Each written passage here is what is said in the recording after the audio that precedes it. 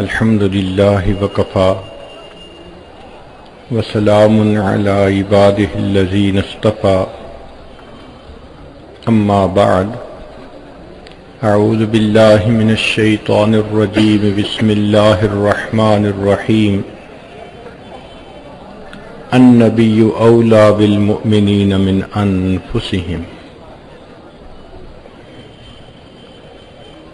وقال رسول الله صلى الله عليه وسلم المرء مع من أحب سبحان ربك رب العزة عما يصفون وسلام على المرسلين والحمد لله رب العالمين اللهم صل على سيدنا محمد وعلى آل سيدنا محمد وبارك وسلم۔ نبی علیہ الصلوۃ والسلام کا ارشاد گرامی ہے، احب اللہ لما یغدوکم من نعمہ، تم اللہ رب العزت سے محبت کرو کہ اس نے تمہیں کھانے کے لیے کیا کیا نعمتیں عطا فرمائیں۔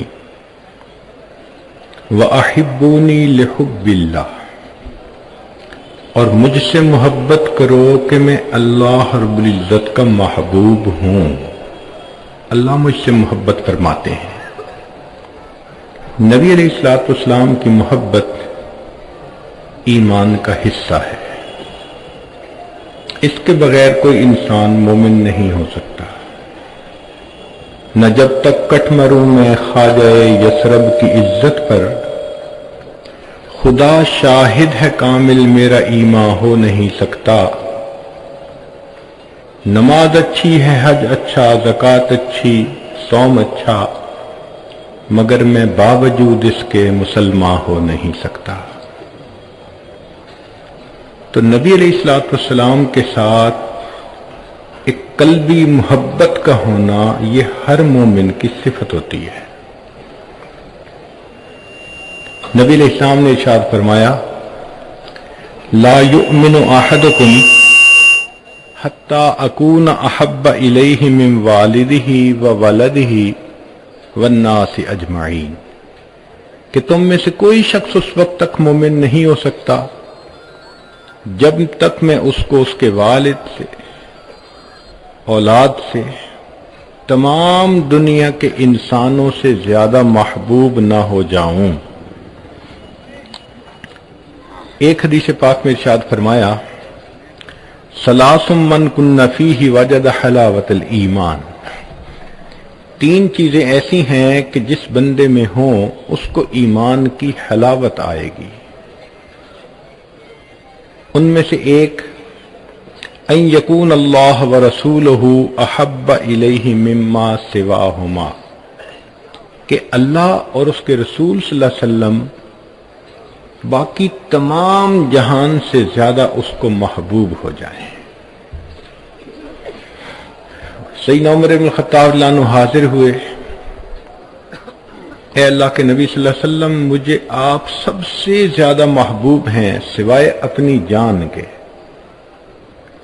تو نبی علیہ السلام نے فرمایا کہ اس وقت تک کوئی بندہ کامل مومن نہیں ہو سکتا جب تک میں اسے اس کی جان سے بھی زیادہ محبوب نہ ہو جاؤں۔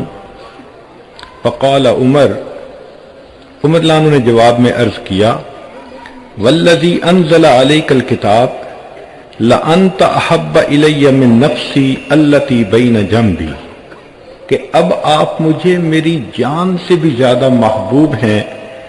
فقال النبی صلی اللہ علیہ وسلم، نبی علیہ السلام نے ارشاد فرمایا، الآن یا عمر، عمر اب تجھے ایمان کا کامل رتبہ نصیب ہو گیا۔ طالب علم کے ذہن میں سوال آتا ہے کہ اگر ہم نبی علیہ الصلوۃ والسلام سے اس قدر ٹوٹ کر محبت کریں کہ وہ ہمیں ساری دنیا سے زیادہ عزیز ہو جائیں، تو اس پر ملے گا کیا؟ حدیث مبارکہ ہے، ان انس رضی اللہ تعالی عنہ ان رجلا اتى النبي صلی اللہ علیہ وسلم فقال متی الساعة، ایک نوجوان نبی علیہ السلام کی خدمت میں حاضر ہوا اور اس نے آ کے یہ کوشچن پوچھا کہ اے اللہ کے حبیب صلی اللہ علیہ وسلم قیامت کب آئے گی؟ فقال، رسول اللہ صلی اللہ علیہ وسلم نے ارشاد فرمایا ما عادت لہا، تم نے قیامت کے لیے کیا تیاری کر رکھی ہے؟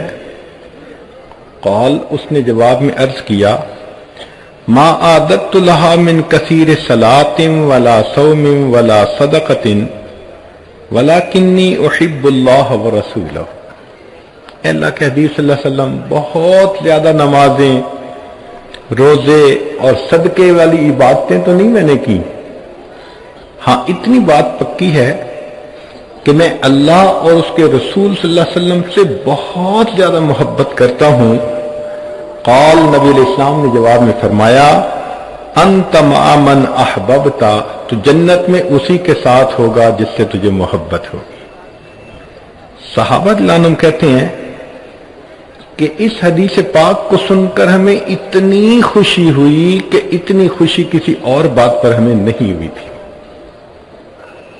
چنانچہ ایک اور صحابی آئے، کہنے لگے یا رسول اللہ، اے اللہ کے حبیب صلی اللہ علیہ وسلم، لأنت احب الی من اہلی و مالی، آپ مجھے میرے اہل خانہ سے، میرے مال سے زیادہ محبوب ہیں۔ وانی لأذکرک، اور جب کبھی میں آپ کو یاد کرتا ہوں، فما اصبر حتی اجیء فانظر الیک، مجھ سے رہا نہیں جاتا، آپ کی یاد تڑپاتی ہے تو میں آپ کی خدمت میں حاضر ہوتا ہوں اور آپ کی زیارت سے اپنی آنکھوں کو میں ٹھنڈا کر لیتا ہوں۔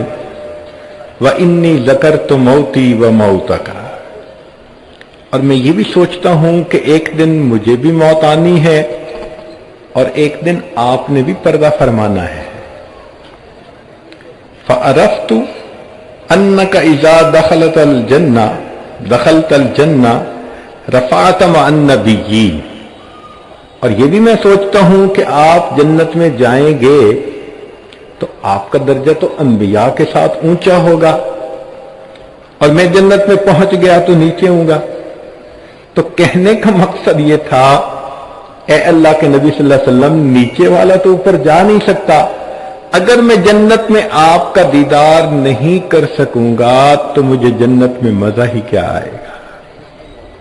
اس سے اندازہ لگائیے کہ صحابہ رضی اللہ عنہم کے دلوں میں نبی علیہ الصلوۃ والسلام کی کیسی محبت تھی۔ آج تو حور و قصور کے نام پہ ہی نوجوان خوش پھرتے ہیں، اور صحابہ رضی اللہ عنہم کی یہ حالت تھی کہ وہ کہتے تھے کہ جنت میں اگر آقا صلی اللہ علیہ وسلم کا دیدار نہ کر سکے تو جنت میں مزہ ہی کیا آئے گا۔ تو بہت بڑا اجر ہے کہ اس محبت کی وجہ سے انسان کو نبی علیہ الصلوۃ والسلام کے قدموں میں جگہ ملے گی۔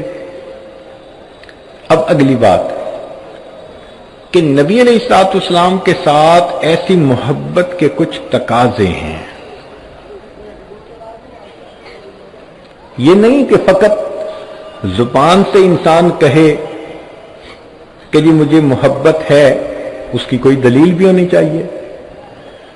چنانچہ علماء نے اس کی چند باتیں کھول کر بیان کی ہیں کہ اگر کسی کو نبی علیہ السلام سے محبت ہے تو سب سے پہلی بات توقیرہ و تقدیرہ علیہ الصلاۃ والسلام، سب سے پہلی بات کہ وہ شخص نبی علیہ الصلوۃ والسلام کی بہت زیادہ عزت کرے گا، اکرام کرے گا، ادب کرے گا۔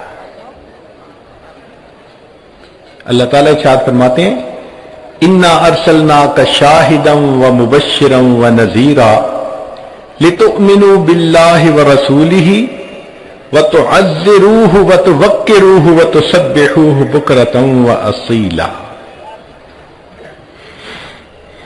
چنانچہ صحابہ رضی اللہ عنہم کا یہ حال تھا کہ نبی علیہ الصلوۃ والسلام کی صحبت میں اتنے ادب کے ساتھ بیٹھتے تھے کہ ایک صحابی کہتے ہیں اتیت النبی صلی اللہ علیہ وسلم واصحابہ حولہ کانما علی رؤوسہم الطیر، کہ صحابہ نبی علیہ السلام کے گرد اس طرح باادب بیٹھے تھے جیسے ان کے سروں کے اوپر کوئی پرندہ بیٹھا ہوا.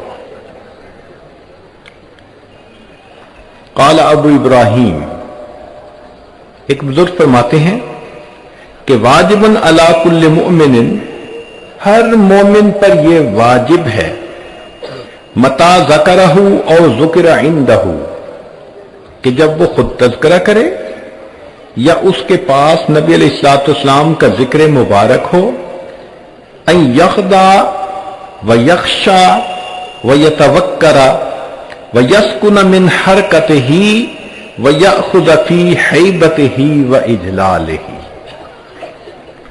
کہ اس کی طبیعت کے اوپر اثر محسوس ہو،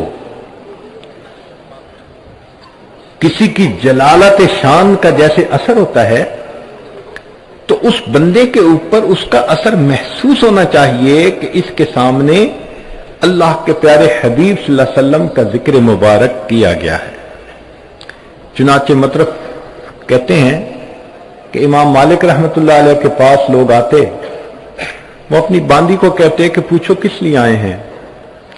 اگر وہ کہتے کہ ہم فقہ کے مسائل سیکھنے کے لیے آئے ہیں تو امام مالک اسی وقت آ جاتے، اور اگر وہ کہتے کہ ہم حدیث مبارکہ کی روایت لینے آئے ہیں تو امام مالک رحمت اللہ علیہ غسل فرماتے، صاف ستھرے کپڑے زیب تن فرماتے، عطر لگاتے، پھر ایک تخت بنایا ہوا تھا، امامہ باندھ کر اس تخت کے اوپر تشریف فرما ہوتے اور پھر نبی علیہ الصلوۃ والسلام کی بات کو آگے نقل فرماتے تھے.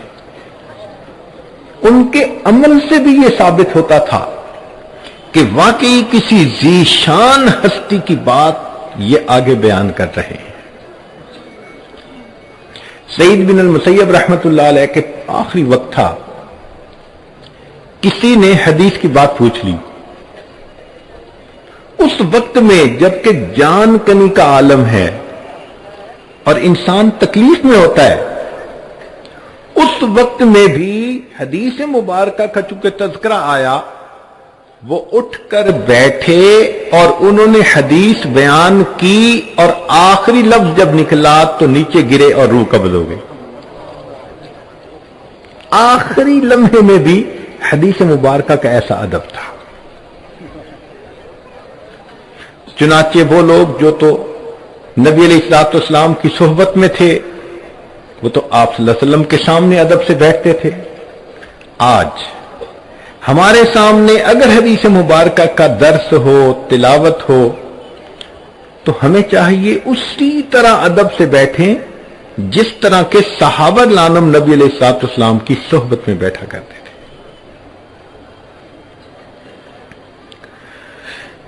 عبداللہ بن مبارک رحمت اللہ علیہ بڑے محدث گزرے ہیں، امام اعظم ابو حنیفہ رحمت اللہ علیہ کے خصوصی شاگرد تھے. ان سے اگر چلتے ہوئے کوئی حدیث مبارکہ کے بارے میں پوچھا کرتا تھا تو وہ اس کا جواب نہیں دیتے تھے. فرمایا کرتے تھے کہ حدیث مبارکہ کی شان ہے کہ انسان سکون اطمینان کے ساتھ بیٹھ کر پھر اس بات کو نقل کرے. امام مالک رحمت اللہ علیہ حدیث مبارکہ کا اتنا ادب کرتے تھے کہ ایک مرتبہ بچھو نے انہیں کئی مرتبہ ڈنگ لگایا، چہرے کا رنگ متغیر ہوتا رہا مگر انہوں نے مجلس برخاست نہیں کی. حدیث مبارکہ کو درمیان میں نہیں چھوڑا، پورا مکمل کیا. لوگ حیران تھے کہ بچھو کے ڈنگ لگانے کی تکلیف کتنی ہوتی ہے، اس کو برداشت کر لیا مگر حدیث مبارکہ کے ادب میں فرق نہ آنے لیا. اس ادب کا یہ انعام ملا کہ امام مالک رحمۃ اللہ کے حالات زندگی میں لکھا ہے کہ ان کی حدیث مبارکہ کی خدمت کی زندگی میں ایک رات کے سوا باقی ہر رات ان کو نبی علیہ السلام کا دیدار ہوا کرتا تھا. ہم نے اپنے قریبی احباب میں دیکھا ہے کہ جن دوستوں کو حدیث مبارکہ کے ساتھ بہت محبت شغف ہے، اس علم کے ساتھ، اکثر و بیشتر ان کو ہفتے میں 1 یا 2 مرتبہ نبی علیہ الصلوۃ والسلام کا دیدار ہوتا ہے. اور جو بچے دور حدیث میں ہوں وہ اگر دورے کا سال تقوی کے ساتھ گناہوں سے بچ کر ادب کے ساتھ گزاریں تو عمومی طور پر اللہ رب العزت کے حبیب صلی اللہ علیہ وسلم کا اس سال میں دیدار ضرور ہوتا ہے۔ امام جعفر صادق رحمۃ اللہ علیہ بڑے ہنسمکھ تھے، خوش طبعی بھی کر لیتے تھے۔ جب ان کے سامنے حدیث مبارکہ کا تذکرہ آتا تو ان کا چہرہ ایسے ہوتا تھا جیسے کسی نے ان کے خون کو نچوڑ لیا ہو۔ کسی نے امام مالک رحمۃ اللہ علیہ سے کہا کہ آپ بہت زیادہ حدیث پاک کا ادب کرتے ہیں، تو فرمانے لگے کہ میں نے سید القراء محمد بن منقدر کو دیکھا کہ ان کے سامنے حدیث مبارکہ کا تذکرہ ہوتا تھا، وہ اتنا روتے تھے کہ ہمیں ان کی حالت دیکھ کر ان پر ترس آنے لگ جاتا تھا۔ دوسرا تقاضا محبت کا، عدم التقدیم بین یدیہ وغض الصوت عندہ، کہ نبی علیہ الصلوۃ والسلام سے انسان تقدم نہ کرے اور ان کی آواز سے اپنی آواز کو بلند نہ کرے۔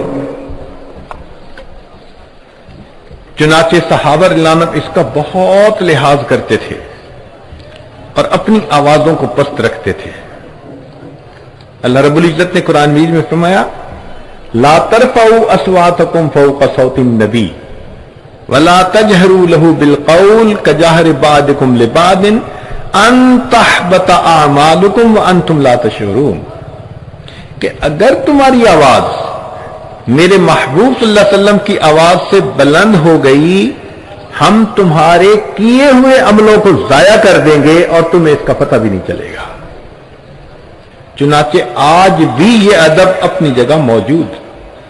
آپ جائیں مواضع شریف پر تو اس وقت بھی یہ آیت لکھی ہوئی ہے لا ترفعوا اصواتکم فوق صوت النبی۔ کسی معاملے میں نبی علیہ الصلوۃ والسلام کے فرمان پر اپنی مرضی کو مقدم کر دینا، اس کو تقدم کہا جاتا ہے۔ ہمارے اکابر تو حدیث کا اتنا احترام فرماتے تھے۔ امام مالک رحمۃ اللہ علیہ نے فرمایا کہ اگر میرے کسی فتویٰ کے مقابلے میں کسی شخص کو نبی علیہ الصلوۃ والسلام کی کوئی ضعیف حدیث بھی مل جائے تو اس کو چاہیے میرے قول کو چھوڑ کر محبوب صلی اللہ علیہ وسلم کی اس حدیث پر عمل کرے۔ تیسرا تقاضا اعظام جمیع اسبابہ و اکرام مشاہدہ و امکنتہ من المکہ والمدینہ، کہ جب کسی سے محبت ہوتی ہے تو اس کے متعلق جو بھی چیزیں ہوتی ہیں ان سے بھی محبت ہوتی ہے۔ کہتے ہیں کہ مجنو ایک مرتبہ کتے کے پاؤں چوم رہا تھا تو کسی نے پوچھا بھی کیوں؟ کہنے لگا کہ یہ لیلا کی گلی سے ہو کے آیا ہے۔ تو اگر دنیا کے مجنون ایسے ہیں تو نبی علیہ الصلوۃ والسلام کی محبت تو اس سے بھی زیادہ ہونی چاہیے۔ چنانچہ ہمیں ان شہروں سے محبت، ان چیزوں سے محبت جو نبی علیہ الصلوۃ والسلام کے استعمال میں رہیں یا جن کا کسی بھی طرح سے نبی علیہ الصلوۃ والسلام کے ساتھ کوئی تعلق بنتا ہے۔ امام مالک رحمۃ اللہ علیہ کا یہ حال تھا کہ کان مالک لا یرکب بالمدینۃ دابۃ وکان یقول استحیی من اللہ ان اطع تربۃ فیہا رسول اللہ صلی اللہ علیہ وسلم بحافر الدابہ، مجھے زیب نہیں دیتا کہ مدینے کے جن رستوں پر میرے آقا صلی اللہ علیہ وسلم چلے ہوں امام مالک اپنی سواری کے سموں سے اس جگہ کو پامال کرے۔ چنانچہ مدینہ طیبہ میں سواری پہ سوار بھی نہیں ہوا کرتے تھے۔ حضرت مولانا قاسم نانوتوی رحمۃ اللہ علیہ ان کے حالات زندگی میں لکھا ہے کہ جب حج کے لیے تشریف لے گئے تو بئر علی مدینہ طیبہ کے باہر ایک جگہ ہے، وہیں پر ہی جوتے اتار دیے۔ کسی نے کہا کہ حضرت سنگلاخ زمین ہے اور آپ کا جسم نازک ہے تو پاؤں زخمی ہو جائیں گے۔ فرمایا زخموں کی تکلیف برداشت کر لوں گا، میں اپنے آقا صلی اللہ علیہ وسلم کی اس زمین پر جوتوں کے ساتھ چلنا پسند نہیں کرتا۔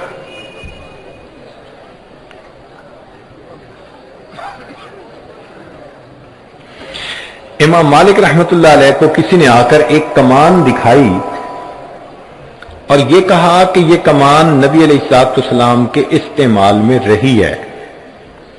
قال مالک، امام مالک رحمت اللہ فرماتے ہیں ما مسست القوس بیدی الا علی طہارۃ منذ بلغنی ان النبی صلی اللہ علیہ وسلم اخذ القوس بیدہ، کہ جب مجھے پتہ چلا کہ نبی علیہ الصلوۃ والسلام نے اس کمان کو اپنے ہاتھوں میں پکڑا ہے، میں نے اس کے بعد اس کمان کو کبھی بے وضو ہاتھ نہیں لگایا۔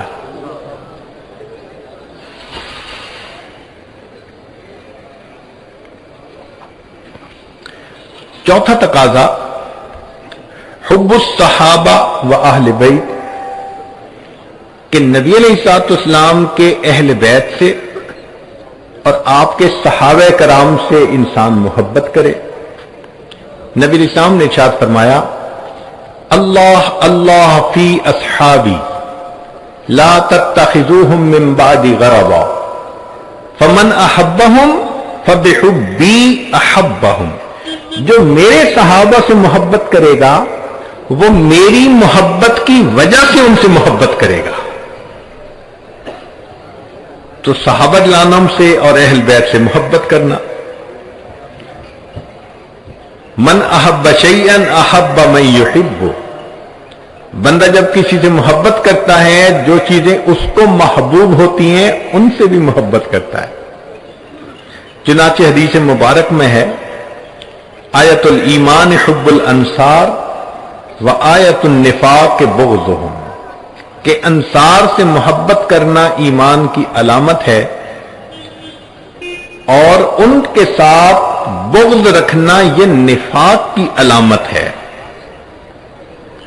انس عنہ روایت کرتے ہیں کہ نبی اسلام نے ارشاد فرمایا مثل اصحابی کمثل الملح فی الطعام لا یصلح الطعام الا بہ، کہ جیسے آٹے کے اندر نمک ہوتا ہے کہ اس کے بغیر روٹی بے ذائقہ ہوتی ہے، میرے صحابہ کی محبت نمک کی مانند ہے، ان کے بغیر انسان کا ایمان بے ذائقہ ہو جاتا ہے۔ ایک اور حدیث مبارکہ نبی اسلام نے ارشاد فرمایا من حفظنی فی اصحابی ورد علی الحوض، جو میرے صحابہ کی عزت و حرمت کی حفاظت کرے اس کو چاہیے کہ حوض کوثر پر میرے پاس آئے۔ وَمَن لَّمْ يَحْفِظْنِي فِي أَصْحَابِي لَمْ يَرِدْ عَلَى الْحَوْضِ، اور جو میرے صحابہ کی عزت و حرمت کی حفاظت نہ کرے اس کو چاہیے حوض کوثر پر میرے سامنے ہی نہ آئے۔ سیدنا حسن رضی اللہ عنہ فرماتے ہیں کہ نبی علیہ السلام نے ارشاد فرمایا لِكُلِّ شَيْءٍ أَسَاسٌ، ہر چیز کی ایک بنیاد ہوتی ہے۔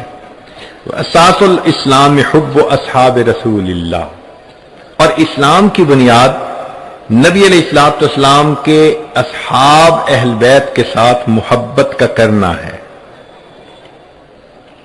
ایوب سختیانی رحمت اللہ علیہ فرماتے تھے من احب ابا بکر فقد اقام الدین، جس نے ابو بکر لانوں سے محبت کی اس نے دین کو قائم کر لیا۔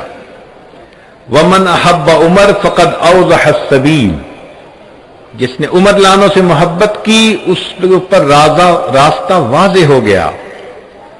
ومن احب عثمان فقد استضاء بنور اللہ، جس نے عثمان لانوں سے محبت کی اس نے اللہ کے نور سے نور پا لیا۔ ومن احب علی، اور جس نے علی عنہ سے محبت کی فقد اخذ بالعروۃ الوثقی، اس نے مضبوط رسی کو پکڑ لیا۔ ومن احسن الثناء علی اصحاب محمد صلی اللہ علیہ وسلم، اور جو شخص صحابہ رضی اللہ عنہم کی خوب تعریف کرے، فقد بری من النفاق، وہ شخص نفاق سے بری ہو گیا۔ پانچواں تقاضا الاقتداء بہ، کہ انسان نبی علیہ الصلوۃ والسلام کے ساتھ محبت کرتا ہے، اس کا ثبوت یہ کہ اب وہ نبی علیہ الصلوۃ والسلام کی سنت کی پیروی کرے۔ عبداللہ بن مبارک رحمۃ اللہ علیہ فرماتے ہیں، تعصل الہ وانت تدعم حبہ، ھذا لعمری فی القیاس بدیع، لو کان حبک صادقا لاطعتہ، ان المحب لمن یحب مطیع، کہ اگر تم محبت میں سچا ہوتا تو اطاعت کرتا، اس لیے کہ محب جس سے محبت کرتا ہے اس کی اطاعت کرتا ہے۔ صحابہ رضی اللہ عنہم اطاعت کرنے میں اتنے کامل تھے، انسان حیران ہوتا ہے۔ چنانچہ ابن عمر رضی اللہ تعالیٰ عنہ عمرہ حج کے سفر پہ جا رہے ہیں، راستے میں ایک جگہ سواری کھڑی کی، سواری سے نیچے اترے اور قریب درختوں کی جگہ تھی، وہاں پر گئے اور اس طرح بیٹھے کہ جیسے قضائے حاجت کے لیے انسان بیٹھتا ہے، مگر فارغ نہیں ہوئے، ویسے ہی اٹھ کے واپس آئے اور سفر شروع کر دیا۔ تو جو رفقائے سفر تھے انہوں نے پوچھا کہ حضرت اگر حاجت نہیں تھی تو آپ خود بھی رکے، ہمارا بھی وقت لگوایا؟ تو فرمایا کہ مجھے ضرورت تو نہیں تھی، مگر ایک مرتبہ نبی علیہ الصلوۃ والسلام کے ساتھ سفر کرتے ہوئے میں نے دیکھا کہ میرے آقا صلی اللہ علیہ وسلم یہاں رکے اور قضائے حاجت کے لیے یہاں آ کر بیٹھے، اگرچہ ضرورت نہیں تھی، میرا جی چاہا میں وہی عمل کروں جو میرے آقا صلی اللہ علیہ وسلم نے کیا تھا۔ کیا والہانہ محبت تھی ان کے دلوں میں۔ چنانچہ ایک صحابی کے حالات سے زندگی میں لکھا ہے کہ وہ افریقن ملک کے تھے، تو ان کے بال عام طور پر کرلی ہوتے ہیں، سخت ہوتے ہیں، تو ان کی مانگ نہیں نکلتی تھی، جبکہ نبی علیہ الصلوۃ والسلام مانگ نکالتے تھے درمیان میں سے۔ تو ایک دن آگ سینک رہے تھے، سردی کا موسم تھا، اور ان کے پاس لوہے کی کوئی راڈ تھی جس سے کہ وہ آگ کو ٹھیک کر رہے تھے، وہ گرم گرم انہوں نے یہاں پھیر دی تو سر کی جلد جلی، زخم بن گیا۔ تو لوگوں نے پوچھا کہ آپ نے یہ کیا کیا، خامخواہ اپنے آپ کو اتنی تکلیف دی؟ تو کہنے لگے کہ میری تکلیف تو ختم ہو گئی، مگر اس بات کی خوشی باقی ہے کہ اب دیکھنے سے میرے سر کے درمیان مانگ نظر آئے گی، مجھے اپنے آقا سے مشابہت حاصل ہوگی۔ سیدنا حذیفہ رضی اللہ عنہ ایران فتح ہونے کے بعد جب وہاں تشریف لائے تو دسترخوان پہ لقمہ گرا اور انہوں نے کھا لیا۔ ساتھ والے نے کہا کہ یہاں کے لوگ اس کو معیوب سمجھتے ہیں۔ کیا عاشقانہ جواب دیا، فرمایا اترک سنت حبیبی لہؤلاء الحمقاء، ان احمقوں کی خاطر کیا میں اپنے حبیب صلی اللہ علیہ وسلم کی سنت کو چھوڑ دوں گا؟ اس سے پتہ چلتا ہے کہ ان کے دل میں سنت کی کیا عظمت ہوا کرتی تھی، بس پتہ چلنے کی دیر ہوتی تھی۔ چنانچہ خلافت فاروقی کا واقعہ ہے، مسجد نبوی کا صحن جب بارش ہوتی تو پانی اس میں بھر جاتا تھا۔ اس کی وجہ یہ تھی کہ ابن عباس لانوں کا گھر قریب تھا اور ان کی چھت کا پرنالہ مسجد نبوی کے صحن میں آتا تھا، تو سارا پانی مسجد کے صحن میں آنے سے کیچڑ ہو جاتا، لوگوں کو تکلیف ہوتی۔ چنانچہ سیدنا عمر فاروق لانوں نے جب دیکھا کہ بھئی سب نمازیوں کو تکلیف ہوتی ہے تو انہوں نے حکم دیا کہ بھئی اس پرنالے کو یہاں سے ہٹا دیا جائے، بڑے فائدے کی خاطر چھوٹے نقصان اٹھا لینے چاہیے، شریعت کا اصول ہے۔ اب جب ابن عباس لانوں کو پتہ چلا تو انہوں نے ابن کعب لانوں کی عدالت میں مقدمہ دائر کر دیا۔ ابن کعب لانوں نے بلا لیا، آپ اندازہ لگائیے امیر المومنین بھی وہیں کھڑے ہیں اور ابن عباس لانو بھی وہاں کھڑے ہیں. پوچھا کیا بات؟ عمر لانو نے بتایا کہ جی اس طرح لوگوں کے عمومی فائدے کی خاطر میں نے اس بات کا حکم دیا کیونکہ میں ذمہ دار ہوں لوگوں کو تکلیف سے بچانے کا. ابن عباس نے انہوں نے جواب میں کہا کہ آپ کی بات اپنی جگہ، مسئلہ یہ ہے کہ اللہ کے حبیب صلی اللہ علیہ وسلم نے اپنے مبارک ہاتھوں سے اس پرنالے کو یہاں لگایا تھا. میرا جی چاہتا ہے میں اس پرنالے کو اسی جگہ دیکھوں، اتنا سننا تھا. عمر فاروق لانو نے کہا کہ بدکاب لانو آپ فیصلہ کر دیجئے کہ پرنالہ اپنی جگہ پر لگے گا، مگر فرق یہ ہوگا کہ اب عمر فاروق وہاں جائے گا اور رکوع کی حالت میں کھڑا ہوگا اور ابن عباس میری کمر پر سوار ہو کر اس پرنالے کو فکس کریں گے جس کو میرے آقا صلی اللہ علیہ وسلم نے فکس کیا. چنانچہ ایسے ہی ہوا. ابن عباس نے انہوں نے پرنالہ لگایا اور نیچے اتر کے کہا کہ بس میں نے ایک دفعہ اس کو دیکھ لیا، اب میں پورا مکان مسجد نبوی کے اندر شامل کر دیتا ہوں. کیا محبت تھی ان صحابہ لانوں کو نبی علیہ السلام کی ایک ایک سنت کے ساتھ. ابن عمر لانو فرماتے ہیں کہ نبی علیہ السلام نے ایک مرتبہ فرمایا کہ فلاں دروازہ اگر عورتوں کے لیے سیپریٹ کر دیا جائے، مخصوص کر دیا جائے تو بہت اچھا. اس کو باب النساء کہا جاتا تھا. فرماتے ہیں کہ نبی علیہ السلام کا یہ فرمان سننے کے بعد میں پوری زندگی اس باب النساء میں سے کبھی پھر مسجد میں داخل نہیں ہوا کہ میرے آقا نے جو فرما دیا کہ یہ عورتوں کے لیے الگ کر دیا. ایک صحابی لانو آتے ہیں، ایک پاؤں اندر ہے ایک پاؤں باہر ہے دروازے کے، اور نبی علیہ الصلوۃ والسلام اس وقت جو مسجد میں لوگ تھے ان کو فرماتے اجلسو، اور یہ لفظ ان کے کان میں پڑ گیا اور وہ صحابی وہیں بیٹھ گئے. بعد میں آنے والے نے پوچھا یہ کوئی بیٹھنے کی جگہ ہے؟ ایک پاؤں اندر ایک پاؤں باہر، دہلیز پہ بیٹھ گئے. تو کہنے لگے کہ اگرچہ میرا ایک پاؤں اندر تھا، میرے آقا صلی اللہ علیہ وسلم کا فرمان کان میں پڑا اجلسو، اب میرے لیے تعمیل کے سوا چارہ نہیں. آج ہم حیران ہوتے ہیں کہ ان صحابہ لانم کے دلوں میں سنت کی کتنی وقت تھی، عظمت تھی. اسی لیے ایک ایک سنت پر بڑے اہتمام کے ساتھ وہ عمل کرتے تھے. ہمارے قریب کے زمانے میں اکابر علماء دیوبند کو اللہ رب العزت نے یہ شان عطا فرمائی، وہ بھی سنت کے عاشق تھے. حضرت مولانا قاسم نانوتوی رحمۃ اللہ علیہ کے بارے میں فرنگی نے وارنٹ جاری کر دیے کہ ان کو پھانسی لٹکا دو، گرفتار کر کے. حضرت کو اطلاع ملی تو حضرت روپوش ہو گئے. 3 دن کے بعد پھر باہر نظر آئے. کسی نے کہا جی آپ کی تو پھانسی کا حکم، زندگی کا مسئلہ ہے، آپ بہتر ہے کہ چھپ جائیں. تو حضرت نانوتوی رحمۃ اللہ نے جواب دیا کہ میں نے نبی علیہ الصلوۃ والسلام کی مبارک زندگی کو دیکھا، مجھے غار ثور کی 3 راتیں روپوشی کی حالت میں گزارتی ہوئی سنت نظر آتی ہے. میں نے اس سنت پر عمل کر لیا، اب میں باہر آ گیا ہوں، اگر کوئی مجھے پھانسی بھی چڑھا دے گا تو میں چڑھنے کو تیار.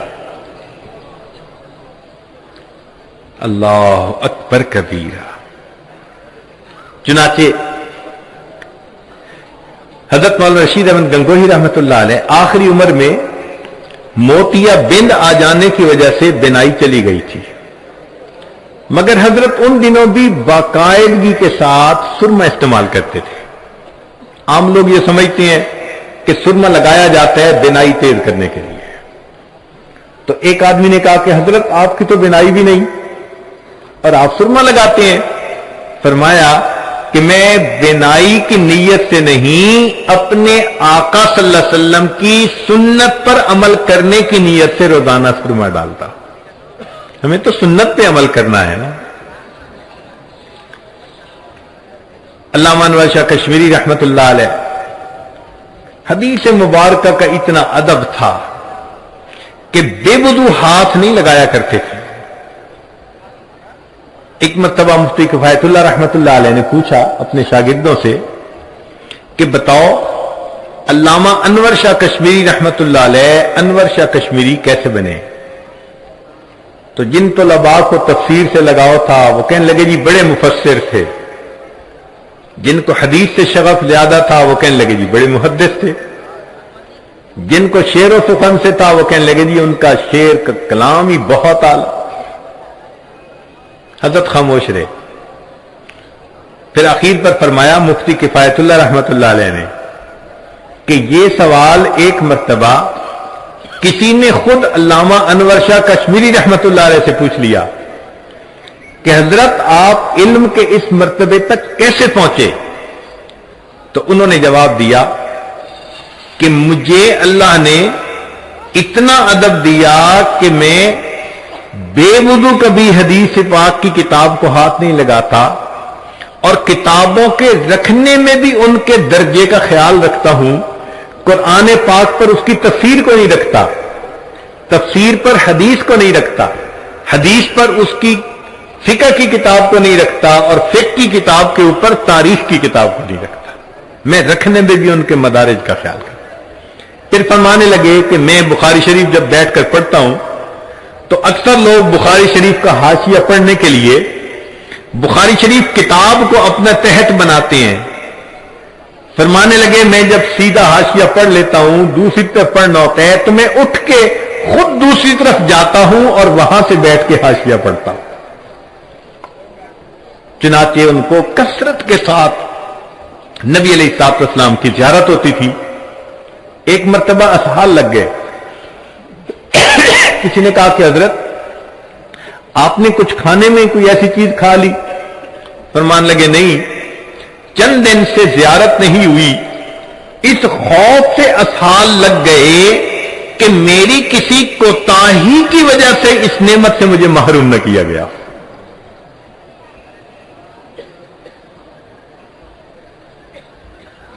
حضرت مولانا حسین احمد مدنی رحمت اللہ علیہ 18 سال مسجد نبوی میں بیٹھ کے حدیث کا درس دیا، ایک ایک دن میں 11 اسباق پڑھاتے تھے۔ ایک مرتبہ روضہ انور کھولا گیا اور آپ کو روضہ انور کے اندر جانے کا موقع ملا، تو وہاں جا کر آپ نے اپنی ریش سے جو جگہ تھی نیچے فرش کی اس کو صاف کرنا شروع کر دیا ریش کے ساتھ۔ تو کسی نے پوچھا کہ ریش سے صفائی کر رہے ہیں؟ فرمانے لگے جس کی سنت ہے اسی کی حرمت پہ قربان کر رہا۔ کیا محبت ان کے دل میں ہوگی، اللہ اکبر کبھی۔ چنانچہ اکابر علماء دیوبند میں سے ایک ایک کی زندگی کو پڑھ لیجئے، آپ کو ان کا ظاہر سنت سے بالکل مزین نظر آئے گا۔ ہر چھوٹی بڑی سنت کے اوپر عمل کرنا یہ ان کا محبوب مشغلہ ہوتا تھا، وہ لطف اٹھاتے تھے۔ جیسے بچہ کوئی لفظ بولے نا، دودھ کو دودھو کہہ دے تو ماں بھی کہتی ہے ابھی دودھو دیتی ہوں، حالانکہ وہ تو دودھ کہہ سکتی ہے، نہیں، اس کو بچے سے پیار ہے۔ تو بچے نے جس لفظ کو جیسے کہا، محبت تقاضا کرتی ہے کہ اس لفظ کو ویسے بولے۔ بالکل صحابہ رضوان کا یہی حال تھا، اور ہمارے اکابر علماء دیوبند کا بھی یہی حال تھا۔ ایک ایک عمل میں نبی علیہ الصلوۃ والسلام کی سنت پر عمل کیا کرتے تھے۔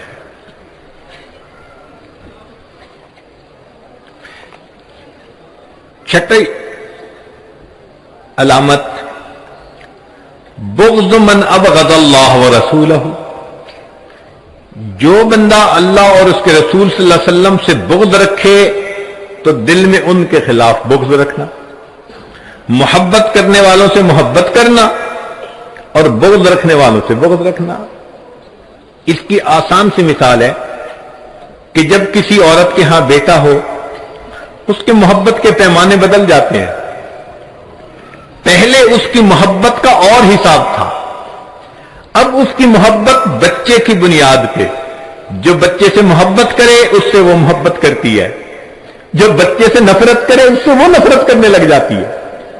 تو ماں اگر بچے کی وجہ سے نفرت کرتی ہے یا محبت کرتی ہے تو پھر مومن کا بھی یہی معاملہ ہے. جو نبی علیہ السلام سے محبت کرے ان کے ساتھ محبت کا تعلق رکھنا, اور جو نفرت کرے ان کے ساتھ نفرت کا معاملہ کرنا. ام حبیبہ رضی اللہ تعالیٰ عنہ نبی علیہ الصلوۃ والسلام کی زوجہ ہیں. ان کے والد آتے ہیں مکہ مکرمہ سے کوئی پیغام لے کے, سوچنے لگے چلو میں بیٹی کے ہاں ہوتا جاؤں. آئے, جب بستر پر بیٹھنے لگے تو ام حبیبہ دلانہ نے فوراً بستر کو لپیٹ دیا. تو باپ نے کہا کہ بیٹی, باپ کے آنے پہ بستر بچھایا کرتے ہیں, بستر لپیٹا نہیں کرتے, تم نے یہ کیا کیا؟ تو انہوں نے جواب دیا, آپ کی بات اپنی جگہ سچی, مگر مجھے زیب نہیں دیتا کہ یہ میرے آقا صلی اللہ علیہ وسلم کا بستر ہو اور اس کے اوپر ایک مشرک آ کر بیٹھ جائے.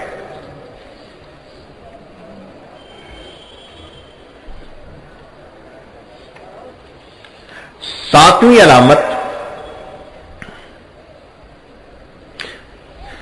کثرت ذکر اللہ. جب محبت ہوتی ہے تو انسان یاد بھی بہت کثرت سے کرتا ہے, ہر وقت ہی خیال رہتا ہے. من احب شیئا اکثر ذکرہ, جو جس سے محبت کرتا ہے اس کا اکثر تذکرہ کرتا ہے. اس کی دلیل قرآن عظیم الشان میں سے کہ اللہ رب العزت کو نبی علیہ الصلوۃ والسلام سے ساتھ محبت, تو قرآن مجید میں دیکھو کہ اللہ نے اپنے حبیب صلی اللہ علیہ وسلم کا کتنا تذکرہ کیا. جگہ جگہ تذکرہ نظر آتا ہے.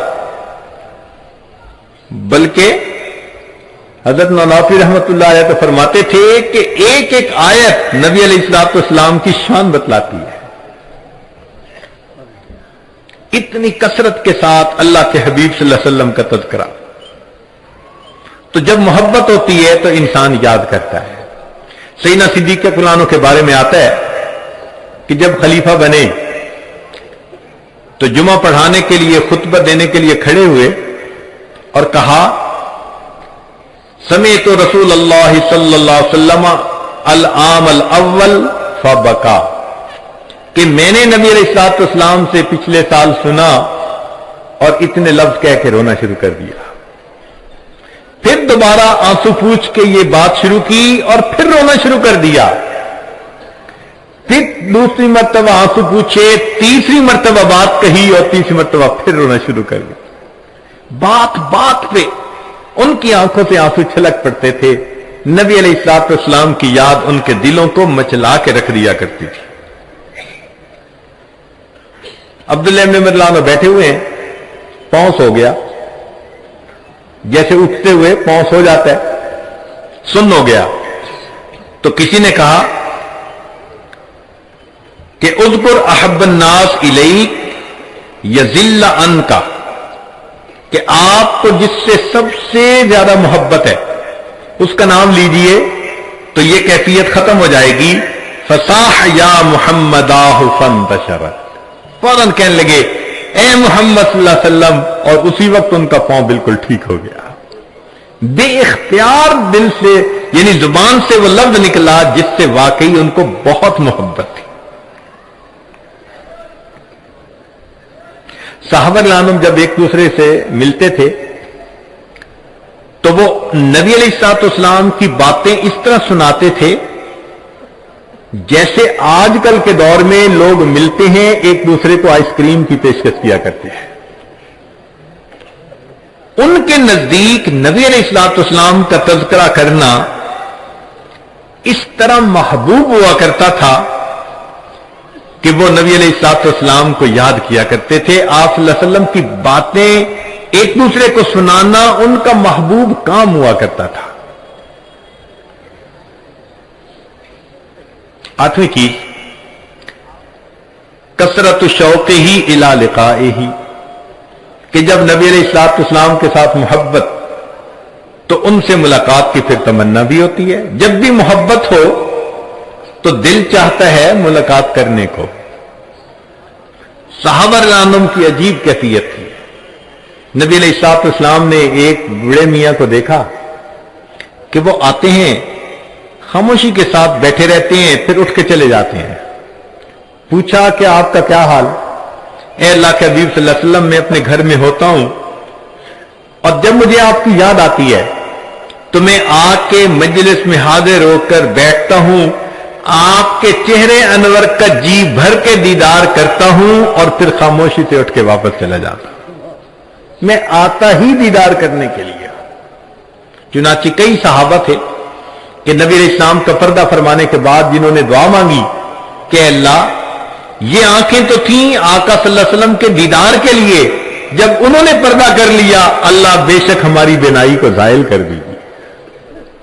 بعض صحابہ نے قسمیں کھائی ہوئی تھی، ہم صبح اٹھیں گے تو سب سے پہلے نبی علیہ السلام کا دیدار کریں گے۔ معلوم نہیں انہوں نے قسمیں کیسے پوری کی ہوں گی، اتنی محبت تھی ان کو نبی علیہ السلام سے۔ چنانچہ ایک مرتبہ نبی علیہ السلام نے دعا مانگی، اللہ مجھے میرے احبا سے جلدی ملا دینا۔ صوبان رضی اللہ عنہ آپ کے غلام بے نام عرض کرنے لگے، اے اللہ کے حبیب صلی اللہ علیہ وسلم، ہم آپ کے غلام ہیں، ہر وقت حاضر خدمت ہیں، آپ کن کے لیے یہ دعا مانگ رہے تھے کہ اللہ مجھے میرے احبا سے جلدی ملا دینا؟ نبی علیہ السلام نے فرمایا، صوبان، تمہاری محبت بڑی قدر و قیمت والی ہے، مگر تم نے میرا دیدار کیا، تم نے جبریل علیہ السلام کو اترتے دیکھا، قرآن اترتے دیکھا۔ میں جن کے لیے دعا کر رہا تھا، صوبان یہ وہ لوگ ہیں جو قرب قیامت میں پیدا ہوں گے، انہوں نے مجھے نہیں دیکھا ہوگا، ہاں وہ اپنے علماء سے میرے تذکرے سنیں گے، اور فقط تذکرے سن کر ان کو مجھ سے اتنی محبت ہوگی کہ اگر ان کو اختیار دیا جاتا کہ اپنی اولادوں کو بیچ کر میرا دیدار کرتے تو وہ ایسا کر گزرتے۔ میں ان کے لیے دعا کر رہا ہوں، اللہ مجھے ان احبا سے جلدی ملا دینا۔ ابو ہریرہ اللہ عنہ فرماتے ہیں کہ نبی صلی اللہ علیہ وسلم نے فرمایا، من اشد امتی لی حبا ناس یکونون بعدی یود احدہم لو رآنی باہلہ ومالہ۔ تو واقعی جن کو محبت ہوتی ہے ان کا ایسا ہی دستور ہوتا ہے۔ عبدہ رضی اللہ عنہ ایک صحابی ہیں، فرماتی ہیں کہ میرے والد خالد بن میدان جب بستر پر رات کو سونے کے لیے آتے تو نبی علیہ السلام اور صحابہ کو یاد کرتے اور کہتے کہ ہم اصلی و فصلی و الیہم یحن قلبی طال شوقی الیہم فاجل رب قبضی الیک۔ وہ میرے اصل تھے، فصل تھے، اے اللہ میرا دل اداس ہے، جلدی میری روح کو قبض کر لے، مجھے ان کے ساتھ واصل کر دے۔ یہ محبت ہوتی ہے انسان۔ چنانچہ سیدنا عمر رضی اللہ تعالیٰ عنہ کی محبت کا اندازہ لگائیے۔ ایک مرتبہ رات کا وقت ہے اور وہ مدینہ طیبہ کی گلیوں میں راؤنڈ کر رہے ہیں، ایک دروازے پر ان کو تھوڑی آواز آئی، سننے کے لیے کھڑے ہو گئے۔ محسوس ہوا کہ کوئی بڑی عمر کی عورت ہے اور وہ نبی علیہ السلام کی محبت میں اشعار پڑھ رہی ہے۔ سنتے رہے، دل مچل اٹھا۔ جب بوڑھی عورت نے اشعار مکمل کیے تو عمر فاروق نے دروازہ کھٹکھٹایا۔ بوڑھی عورت نے پوچھا کہ کس نے دروازہ کھٹکھٹایا؟ جواب دیا، عمر فاروق امیر المومنین، رات کے اس وقت میں مجھ بڑھیا کے دروازے پر آپ کیسے آئے؟ فرمانے لگے کہ میں ایک تمنا اور فریاد لے کے آیا ہوں، تم اس کو پورا کر سکتی ہو۔ بوڑھی عورت نے دروازہ کھولا، امیر المومنین تشریف لائیے۔ عمر فاروق عنہ داخل ہوتے ہیں اور زمین پر بیٹھ جاتے ہیں۔ بڑھیا کہتی ہے بستر پہ بیٹھے۔ فرماتے ہیں میں بستر پر نہیں بیٹھوں گا جب تک آپ میری تمنا کو پورا نہیں کریں گی۔ اس نے کہا کہ میں بوڑھی عورت کس تمنا کو پورا کر سکتی ہوں؟ تو کہا کہ آپ ابھی نبی علیہ السلام کی محبت میں جو اشعار پڑھ رہی تھی اس کے آخری شعر کے معنی یہ تھے کہ اللہ مجھے جنت میں اپنے محبوب صلی اللہ علیہ وسلم کے ساتھ اکٹھا کر دینا۔ میری فریاد یہ ہے اپنے شعر میں تھوڑی سی ترمیم کر کے یوں پڑھ دو، اللہ مجھے اور عمر فاروق کو جنت میں اپنے محبوب کے ساتھ اکٹھا کر دے۔ کیا محبت تھی ان کے دلوں میں نبی علیہ الصلوۃ والسلام۔ اللہ اکبر کبیر۔ سیدنا بلال رضی اللہ تعالیٰ عنہ ایک رات شام اپنے گھر میں سوئے ہوئے ہیں، نبی علیہ الصلوۃ والسلام کا دیدار ہوا۔ آپ صلی اللہ علیہ وسلم نے فرمایا، بلال کتنی سرد مہری ہے، اتنا عرصہ ہوا ملاقات کوئی نہیں آتے۔ اسی وقت اٹھے، بیوی کو کہا کہ فوراً تیاری کرو، چنانچہ سفر پہ چل پڑے۔ اللہ کی شان کہ وہ بالآخر مدینہ طیبہ پہنچے، نبی علیہ الصلوۃ والسلام کی خدمت میں حاضری دی، سلام پڑھا مواج شریف پر، نماز کا وقت ہو گیا۔ نماز کے وقت صحابہ رضوان نے کہا کہ جی آپ اذان دیں۔ فرمانے لگے کہ جب میں اذان دیتا تھا اشہد ان محمد رسول اللہ جب کہتا تھا تو میں آقا صلی اللہ علیہ وسلم کے چہرے انور کا دیدار کرتا تھا، اب اگر پڑھوں گا اور میں دیدار نہ کر سکوں گا تو مجھ سے یہ برداشت نہیں ہو سکے گا، لہذا میں اذان نہیں دیتا۔ کہتے ہیں کہ محبوب صلی اللہ علیہ وسلم کے پردہ فرمانے کے بعد بلال عنہ نے صرف 2 مرتبہ بعد میں اذان دی۔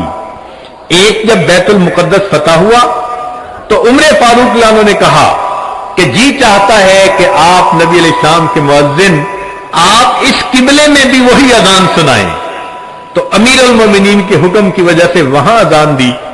اور دوسرا موقع یہ تھا، صحابہ کو تو انکار کر دیا، اتنے میں شہزادے آگے حسن حسین رضی اللہ عنہ، انہوں نے کہا جی کہ جی چاہتا ہے کہ نانا جان کے زمانے کی اذان سنے۔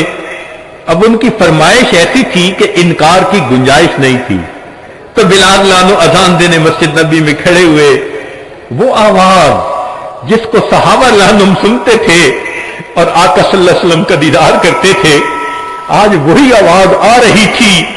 صحابہ حیران ہیں، محبوب کی یاد نے دلوں کو تڑپا کے رکھ دیا، مرد بھی رو رہے ہیں، قریب کے گھروں میں آواز گئی، عورتیں حیران کہ یہ آواز کہاں سے آ گئی۔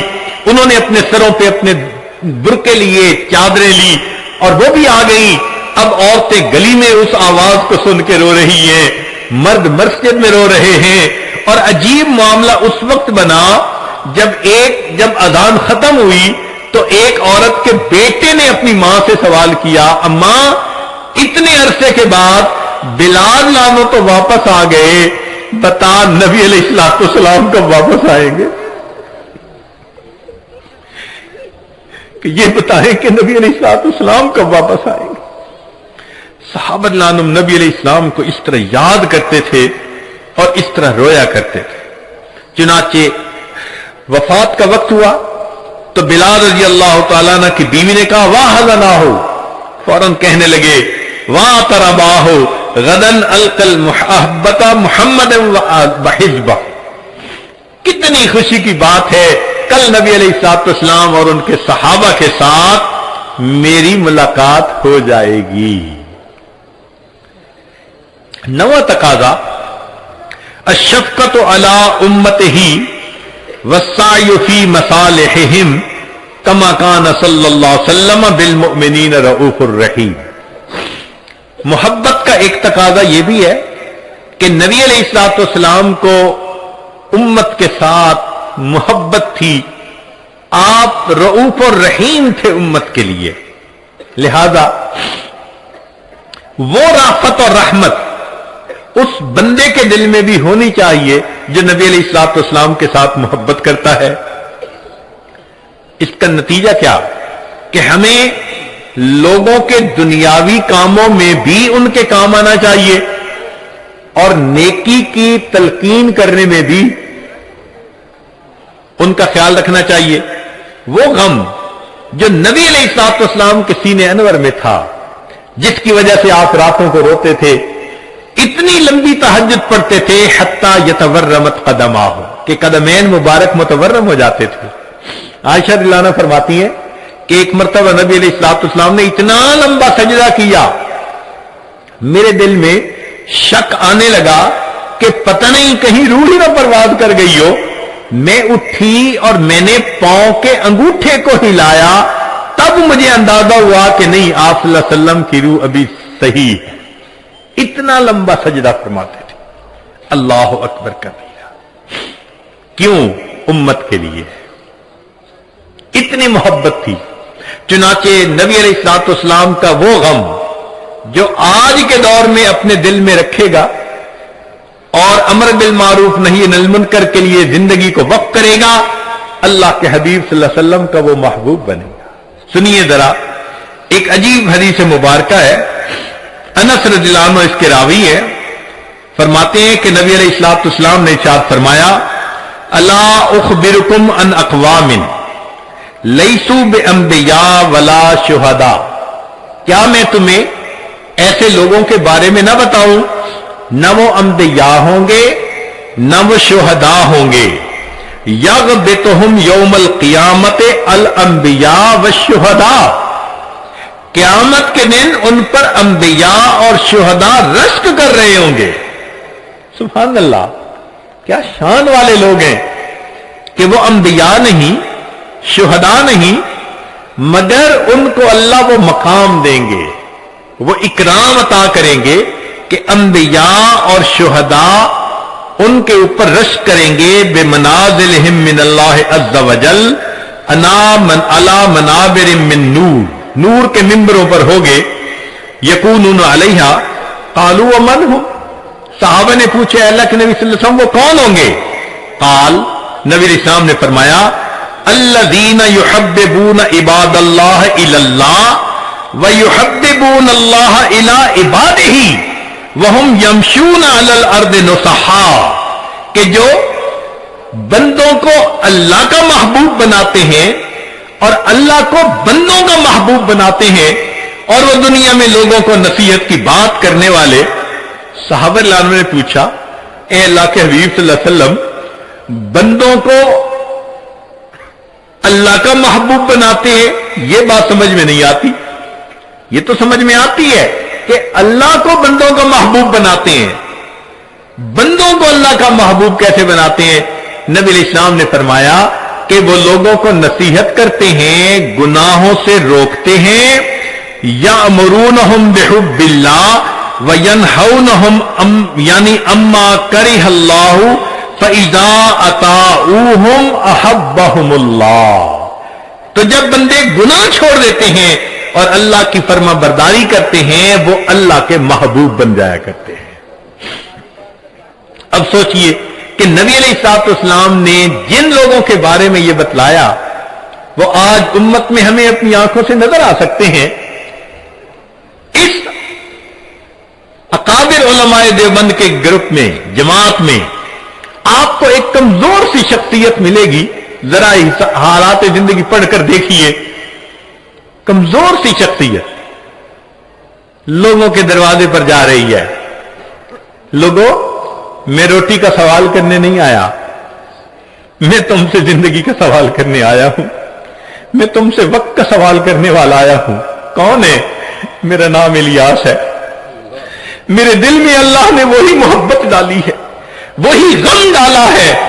میں سلام کرتا ہوں اس جماعت کی عظمت کو کہ جنہوں نے نبی علیہ السلام کے غم کو اپنا غم بنایا. آج دنیا کے سینکڑوں ممالک کے اندر جو اللہ کے بندوں کو اللہ سے ملاتے پھر رہے ہیں، یہ نبی علیہ الصلوۃ والسلام کے محبوب بندے زندگیاں لگا دیتے ہیں، سال لگا دیتے ہیں، اپنی مال، اپنی جان، اپنا سب کچھ. کس کے لیے؟ کہ اللہ سے اللہ کے بندے جڑ جائیں.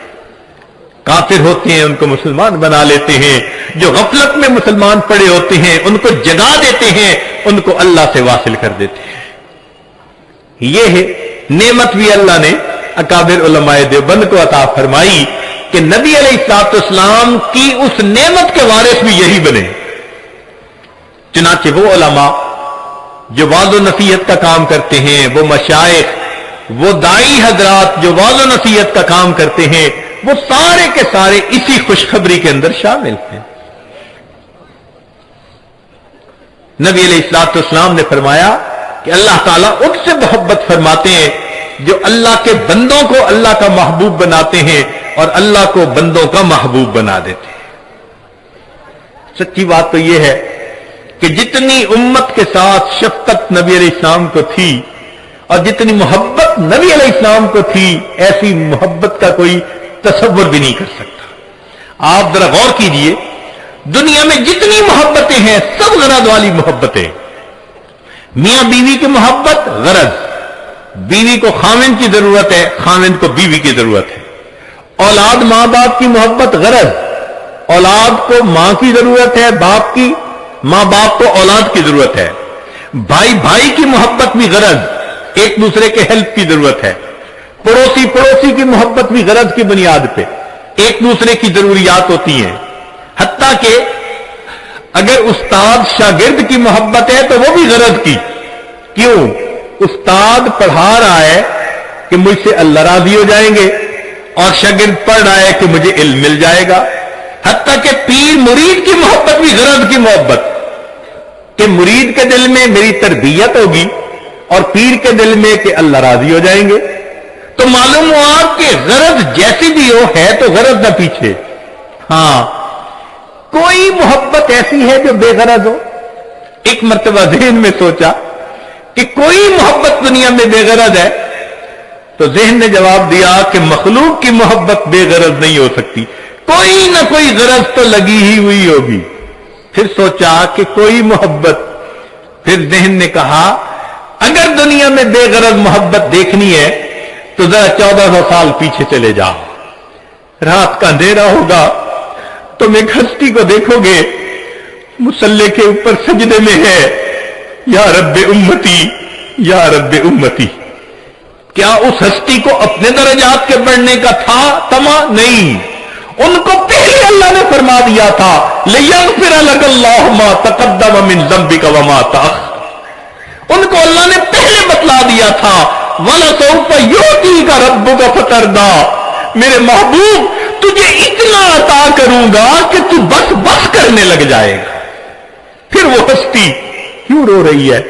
اتنا لمبا سجدہ کہ بیوی اٹھ کے پاؤں ہلا کے دیکھتی ہے کہ ابھی زندگی تو ہے یا نہیں، یہ کیوں رو رہے ہیں؟ یہ امت کے اوپر شفقت کی وجہ سے رو رہے ہیں۔ نبی علیہ الصلوۃ والسلام کو امت کے ساتھ ایسی محبت، اس لیے قیامت کے دن انبیاء بھی نفسا نفسی پکارتے ہوں گے، ایک اللہ کے حبیب ہوں گے جو اس دن بھی امتی امتی فرما رہے ہیں۔ اللہ کے حبیب صلی اللہ علیہ وسلم کو اس قدر امت کے ساتھ شفقت و محبت تھی۔ ایک اور آخری بات کہ جب نبی علیہ الصلوۃ والسلام کے ساتھ ایسی محبت ہے تو پھر اس کی ایک علامت یہ بھی ہے کہ کثرت الصلاۃ والسلام علیہ، نبی علیہ الصلوۃ والسلام کے اوپر کثرت سے صلاۃ و سلام پڑھنا، درود شریف پڑھنا۔ چنانچہ قرآن مجید میں اللہ تعالیٰ ارشاد فرماتے ہیں ان اللہ وملائکتہ یصلون علی النبی یا ایھا الذین آمنوا صلوا علیہ وسلموا تسلیما۔ تو ہم بھی کثرت سے درود شریف پڑھیں، اللہم صلی علی سیدنا محمد وعلی آل سیدنا محمد وبارک وسلم۔ سید القراء ابن کعب رضی اللہ عنہ نبی علیہ السلام کی خدمت میں حاضر ہوئے، اے اللہ کے حبیب صلی اللہ علیہ وسلم، میں آپ پر تیسرا حصہ اپنے وقت کا درود شریف پڑھنے میں لگا دوں؟ نبی علیہ السلام نے فرمایا تو زیادہ کرے گا تو تجھے زیادہ فائدہ ہوگا۔ اے اللہ کے حبیب صلی اللہ علیہ وسلم، میں 2/3 حصہ درود شریف پڑھا کروں؟ نبی علیہ السلام نے فرمایا زیادہ پڑھے گا تو زیادہ نفع ہوگا۔ انہوں نے کہا اے اللہ کے حبیب صلی اللہ علیہ وسلم، پھر تو میں پورا وقت ہی آپ پر درود شریف پڑھوں گا۔ قال، نبی علیہ السلام نے اس کے جواب میں فرمایا کہ اذن یغفر ذنبک وتکفی ہمک، اگر تو ہر وقت مجھ پر درود شریف پڑھے گا اللہ پھر تیرے سب گناہوں کو معاف کر دیں گے اور تیرے تمام غموں کو اللہ ختم فرما دیں گے۔ عمر بن خطاب رضی اللہ عنہ فرماتے تھے الدعاء والصلاۃ معلق بین السماء والارض، دعا اور نماز آسمان اور زمین کے درمیان معلق رہتی ہیں، فلا يصعد الى اللہ منہ شیء حتی یصلی علی النبی صلی اللہ علیہ وسلم، یہ اس وقت تک اوپر قبولیت کے لیے نہیں جا پاتی جب تک کہ ان میں نبی علیہ السلام پر درود شریف نہ پڑھا گیا. اسی لیے ہر دعا سے پہلے بھی درود شریف پڑھنا چاہیے، بعد میں بھی پڑھنا چاہیے. نبی علیہ السلام نے ارشاد فرمایا الدعاء بین الصلاتین لا یرد، کہ دو درود شریف کے درمیان جو دعا مانگی جاتی ہے اس دعا کو رد نہیں کیا جاتا. ایک حدیث مبارکہ میں نبی السلام نے فرمایا من صلی علی فی کتاب لم تزل الملائکۃ تستغفر له ما دام اسمی فی ذلک الکتاب.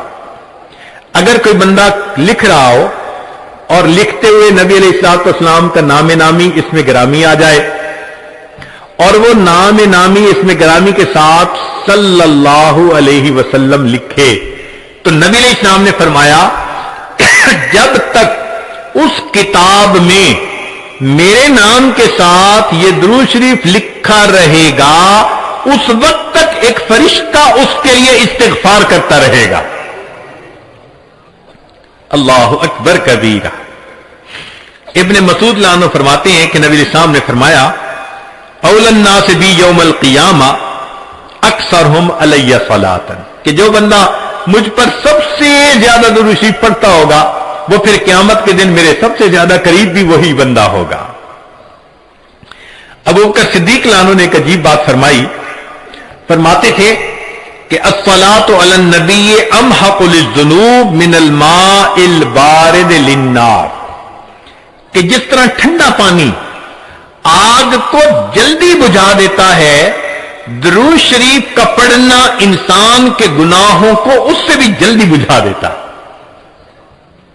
تو درود شریف پڑھنے سے انسان کے گناہ مٹا دیے جاتے ہیں. ابو ہریرہ عنہ فرماتے ہیں کہ نبی علیہ السلام نے فرمایا من نسی الصلاۃ علی نسی طریق الجنہ، جو مجھ پر درود شریف پڑھنا بھول گیا وہ جنت کا راستہ ہی بھول گیا. علی رضی اللہ عنہ نے ایک خوبصورت بات کہی. فرماتے تھے واللہ، اللہ کی قسم، اب دیکھیے اللہ کی قسم کھا کے بات کر رہے ہیں، واللہ لولا ما ذکر اللہ ورسولہ فی فضل التسبیح والتکبیر والتحلیل والتحمید لجعلت کل انفاسی صلاۃ علی رسول اللہ صلی اللہ علیہ وسلم. اگر اللہ اور اس کے رسول صلی اللہ علیہ وسلم نے تسبیح تحمید تکبیر کے فضائل بیان نہ فرمائے ہوتے تو میں اپنی زندگی کے ہر سانس کو درود شریف پڑھنے میں ہی خرچ کر دیتا. ایک اور حدیث مبارکہ سنیے. نبی علیہ الصلوۃ والسلام کے ساتھ صدیق اکبر میں بیٹھے ہوئے ہیں. ایک نوجوان آیا، نبی علیہ السلام نے اسے اپنے اور صدیق اکبر کے درمیان بٹھا دیا. پھر فرمایا کہ ابو بکر، میں نے تیرے اور اپنے درمیان اس کو بٹھا دیا، اس بات پہ حیرت تو ہوئی ہوگی. اللہ کے نبی صلی اللہ علیہ وسلم بڑی حیرت ہو رہی ہے.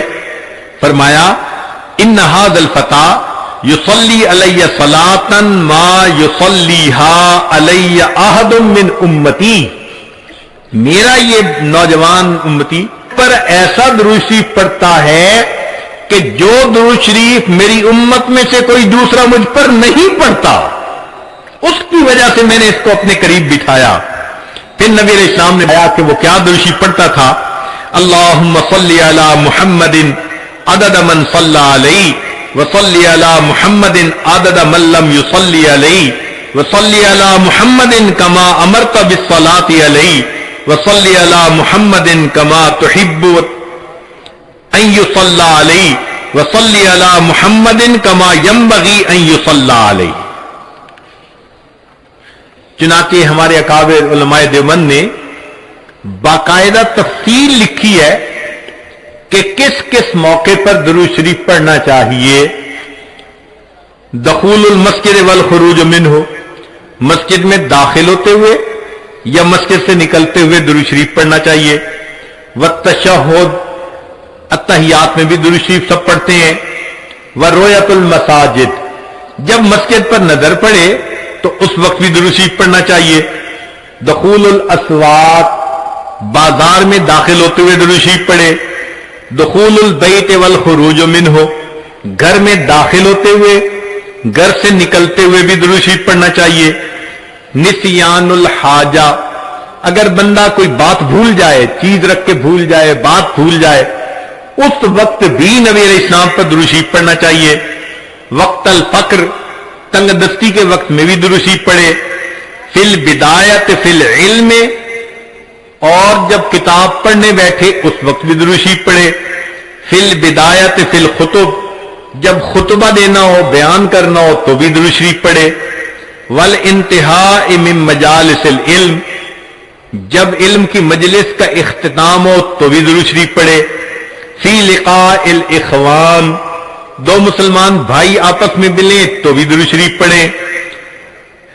फी मवादातिहिम व मफारकतिहिम, फिर मुदारसतन हदीस नबवी, नबी अलैहिस्सलाम की हदीस मुबारक जो पढ़ाई जाए तो उस वक्त भी दुरूद शरीफ पढ़े। इंद तज़किरतिही सल्लल्लाहु अलैहि वसल्लम, नबी अलैहिस्सलाम का जब तज़किरा हो तो दुरूद शरीफ पढ़े। इंद ज़िक्र अस्हाबिही, हत्ता कि नबी अलैहिस्सलाम के सहाबा का तज़किरा हो उस वक्त भी दुरूद शरीफ पढ़े। इंद ज़िक्र शैउम मिन मआसिरिही, नबी अलैहिस्सलाम से निस्बत रखने वाली कोई यादगार चीज का तज़किरा हो तो उस वक्त भी दुरूद शरीफ पढ़े। इंद दखूलिल मदीना, मदीना तैयबा में दाखिल होते भी पढ़े। और इंदल मरूर अला क़ब्रिही सल्लल्लाहु अलैहि वसल्लम, जब नबी अलैहिस्सलाम के सामने हाजिर हो मवाज शरीफ पर तो उस वक्त भी दुरूद शरीफ पढ़े। दुरूद शरीफ के फवाइद क्या हैं, कुछ देर ये भी जरा सुन लीजिए।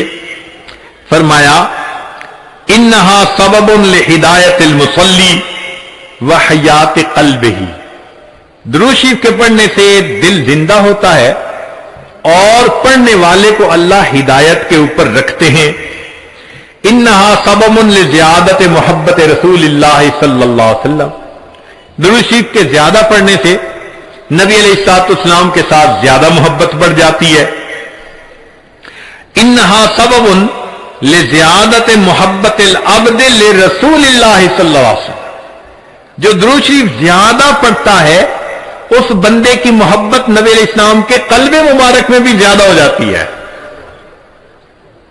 इन्नहा सबब कुर्बिल अब्द मिन रब्बिही यौमल क़ियामा, दुरूद शरीफ का ज्यादा पढ़ना क़यामत के दिन अल्लाह रब्बुल इज्जत के कुर्ब का सबब बनता है।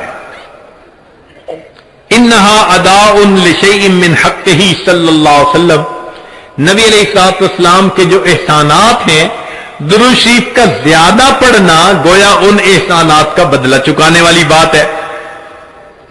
इन्नहा सबब किफायतिल्लाह अब्दहु मा अहम्महु, जो परेशानियां होती हैं दुरूद शरीफ के सदके अल्लाह रब्बुल इज्जत उन परेशानियों को खत्म कर देती हैं। इन्नहा सबब इजाबति दुआ, दुआ की कबूलियत का यह सबब होता है। इन्नहा सबब ज़कातिन व तहारतिन लिल मुसल्ली, जो दुरूद शरीफ पढ़ने वाला है उसका दिल इससे साफ होता है, उसका नफ्स पाक होता है।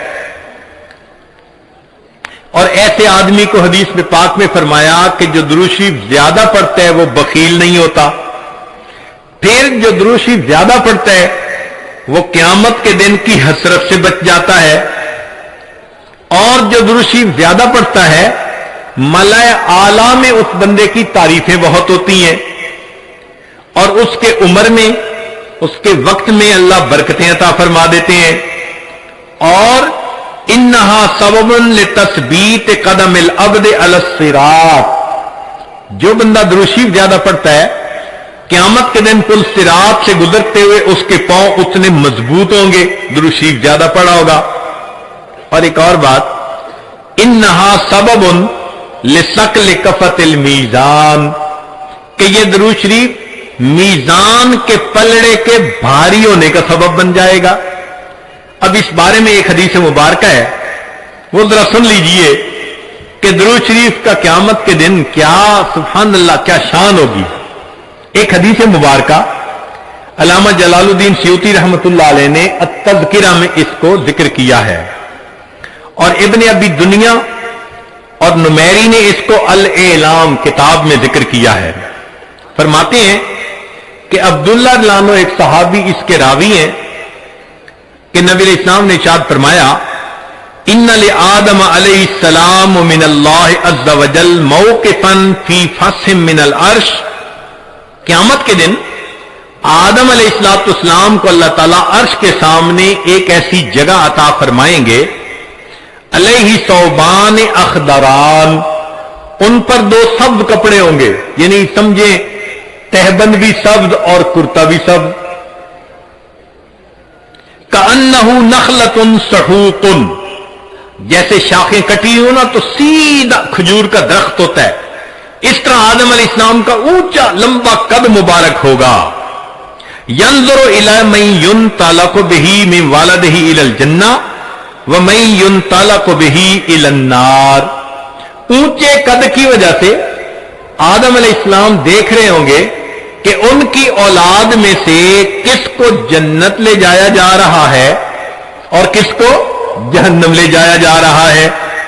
فبین آدم علی ذلک، آدم علیہ السلام اس حال میں ہوں گے اذ نظر الى رجل من امت محمد صلی اللہ علیہ وسلم، کہ وہ نبی علیہ السلام کی امت میں سے ایک بندے کو دیکھیں گے ينطلق به الى النار، کہ اس کو فرشتے گھسیٹ کر جہنم کی طرف لے کے جا رہے ہوں گے.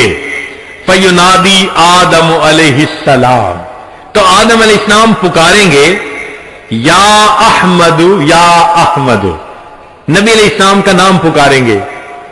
آپ صلی اللہ علیہ وسلم کا نام محمد بھی اور آپ صلی اللہ علیہ وسلم کا نام احمد بھی، اسمہ احمد. تو آدم علیہ السلام نبی علیہ السلام کا نام پکاریں گے یا احمد یا احمد. فیقول علیہ الصلوۃ والسلام، اس نام کو سن کر نبی علیہ الصلوۃ والسلام جواب میں کہیں گے لبیک یا ابا البشر، اے بشر کے والد لبیک، میں حاضر ہوں. فیقول، وہ بتلائیں گے ھذا رجل من امتی کا، یہ آپ کی امت کا ایک بندہ ہے، ينطلق به الى النار، اس کو جہنم کی طرف لے جایا جا رہا ہے. قال صلی اللہ علیہ وسلم، نبی علیہ السلام نے فرمایا فاشد المئزرہ، میں اپنی چادر کو کس کے باندھ لوں گا. یہ عربوں میں ایک مقولہ تھا، جب انہیں کسی اہم کام کے لیے اٹھنا ہوتا تھا نا تو کہتے تھے جی ذرا چادر کو کس کے باندھو چلو. تو نبی علیہ السلام فرماتے ہیں میں اپنی چادر کو کس کے باندھ لوں گا. وَأَسْرَعُ فِي أَثَرِ الْمَلَائِكَةِ، اور میں تیزی سے چلوں گا ان فرشتوں کے پیچھے جو میرے امتی کو جہنم لے کے جا رہے ہوں گے. فَأَقُولُ، اور میں یہ کہوں گا یا رسول ربی، اے میرے رب کے نمائندو، کفو، رک جاؤ. فیقولون، وہ آگے سے جواب دیں گے نحن الغلاظ الشداد، ہم بڑے قوی اور سخت گیر ہیں. لا نعصی اللہ تعالی ما امرنا، جو اللہ حکم دیتا ہے ہم اس کی نافرمانی نہیں کرتے. ونفعل ما نؤمر، اور ہم وہ کرتے ہیں جس کا ہمیں حکم ملتا ہے. فَإِذَا آئِسَ النَّبِيُّ صلی اللہ علیہ وسلم، جب اللہ کے نبی صلی اللہ علیہ وسلم ان سے مایوس ہو جائیں گے کہ میرے کہنے کے باوجود یہ فرشتے جا رہے ہیں لے کے جہنم کی طرف، رک نہیں رہے، تو نبی علیہ السلام فرماتے ہیں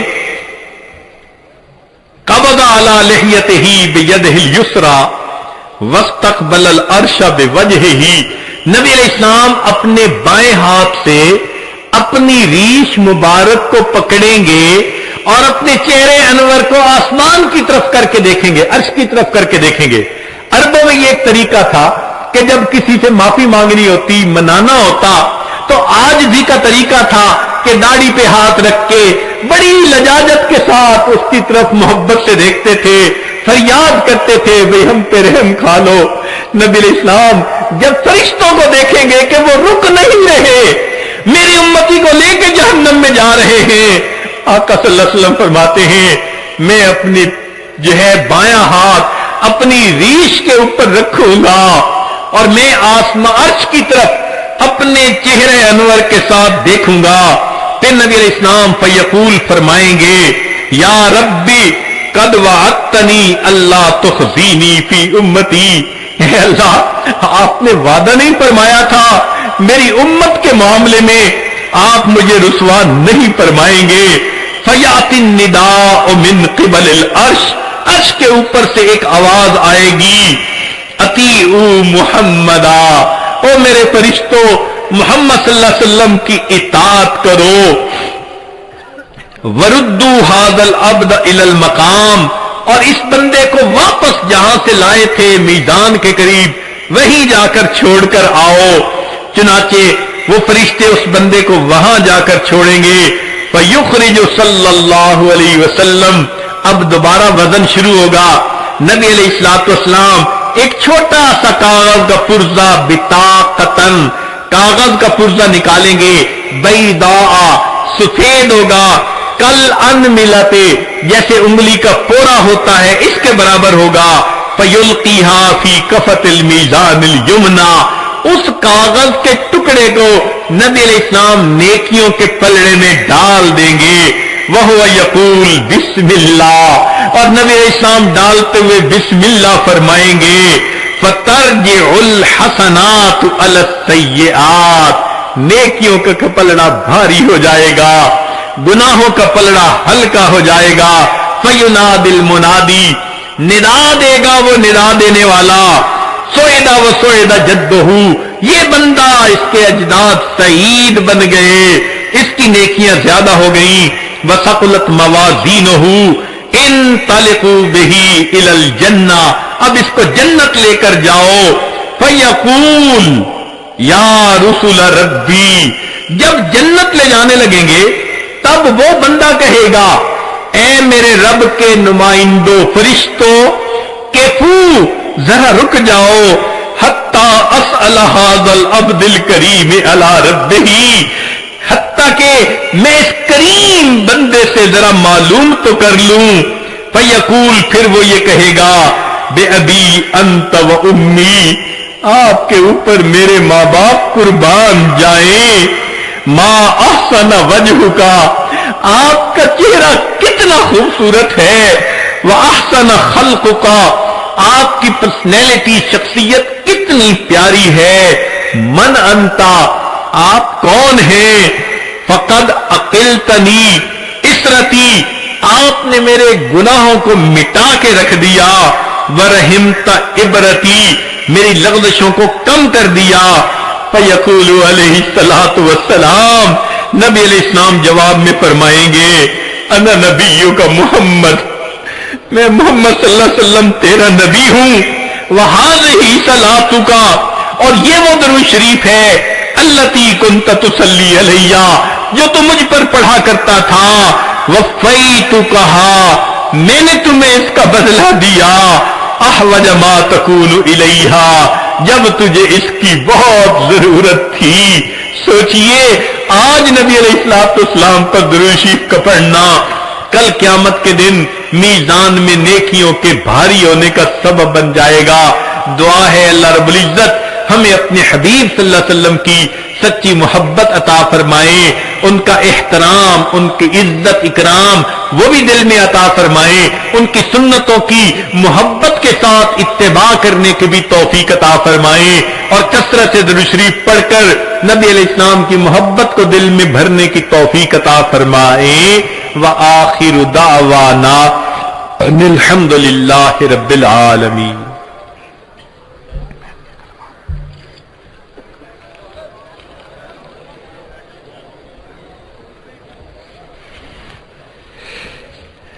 بہت سارے احباب نے کل بھی پیغام بھجوائے، زبانی بھی کہا، ابھی پھر چٹ بھیجی ہے کہ وہ بیعت کرنا چاہتے ہیں، تو